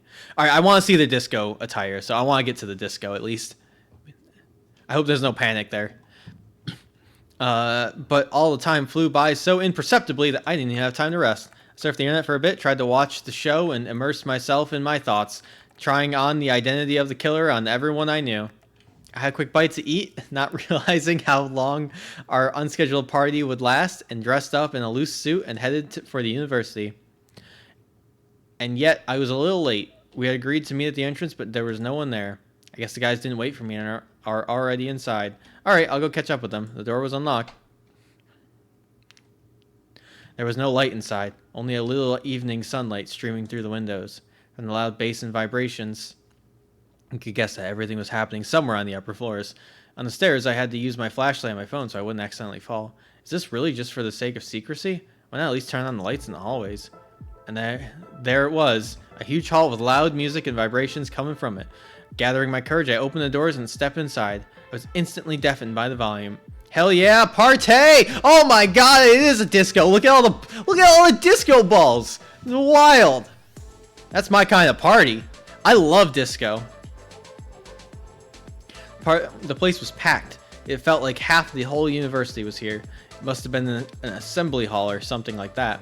I was still too little familiar with the new university. Anyway, it was simply unrecognizable now. It had been completely refurbished. There were large speakers, some musical instruments, and even a microphone on the stage. On the sides, there were many tables filled with drinks. In the center, there was a dance floor. In the distance, a group of upperclassmen were pouring alcohol and sodas. Under the ceiling, a multitude of disco balls turned the hall into hell for epileptics. Under the ceiling, a multitude of disco balls turned the hall into hell for epileptics, playing with all kinds of colors. I wonder who was doing all this. I didn't see any of my acquaintances, but almost immediately I saw the culprit of today's visit. Erica was wearing a tight-fitting dress with high black socks, but I recognized her immediately. Show Erica! She had a small tattoo of two intertwined lines on her shoulder. She turned, and her eyes met. Damn! Big fan. Big fan of Erica. I'm not sure who I like the most, honestly. All the girls are really good.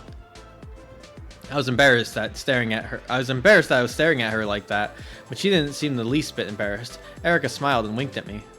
Was she really being more lenient with me now, or was she just in a good mood? I couldn't find any more of my friends, so I decided to approach her. I realized the reason for the good mood. The girl already smelled of tequila, although it's hard to stay sober in a place like this. Wow, I didn't expect to see you here. So the new guy knows how to have fun after all. The music is loud. I can't hear half of it. Never mind. Have a good time now that you're here. Yeah, whatever. Have you seen my friends, Leon, Samantha? No? The girl continued dancing, vaguely twiddling her finger in the direction. In the direction.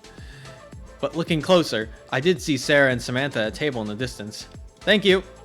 I threw, but Erica was already somewhere in the crowd. Was she really warming up to me, or was she only this nice when she was drunk? Yeah, that's fair. I'm gonna stop shortly. I just want to see the party women, and then I'll resume this at some unknown point in the future. Ooh, party women. I made my way through the crowd of dancers to my friends. Sarah was wearing a white lace dress, and Samantha was wearing a loose black dress with an open top. Both of them are very hot. Ladies, you look great. I could hardly find you. Where's Leon? He dragged everyone here and didn't show up? Oh, Max, hi. No, we wanted to wait for you, but Leon dragged us here to check things out. He went dancing and never came back. Hi there. Good to see you. Do they have the same face? I don't think so. They have different lashes. I can see. Like, there's a bit of a different lash here. I mean, you got freckles here. They're probably, I mean, I'm sure the art was done by the same person who probably has a very similar art style. Like a very, but I don't think they use this. I mean, their head's also turned here. So I don't think it's the same face. Just, you know, probably just artist style. I do like the art. It's very good art. You know, I'm gonna go dance a little bit. I'm gonna get myself a soda or something. Anyone who wants to join me? Samantha shook her head, and Sarah shrugged and disappeared into the crowd as well. On the one hand, I wanted to sit quietly at a table with Samantha, but on the other hand, the contagious fun of Erica and the crowd was slowly being transmitted to me.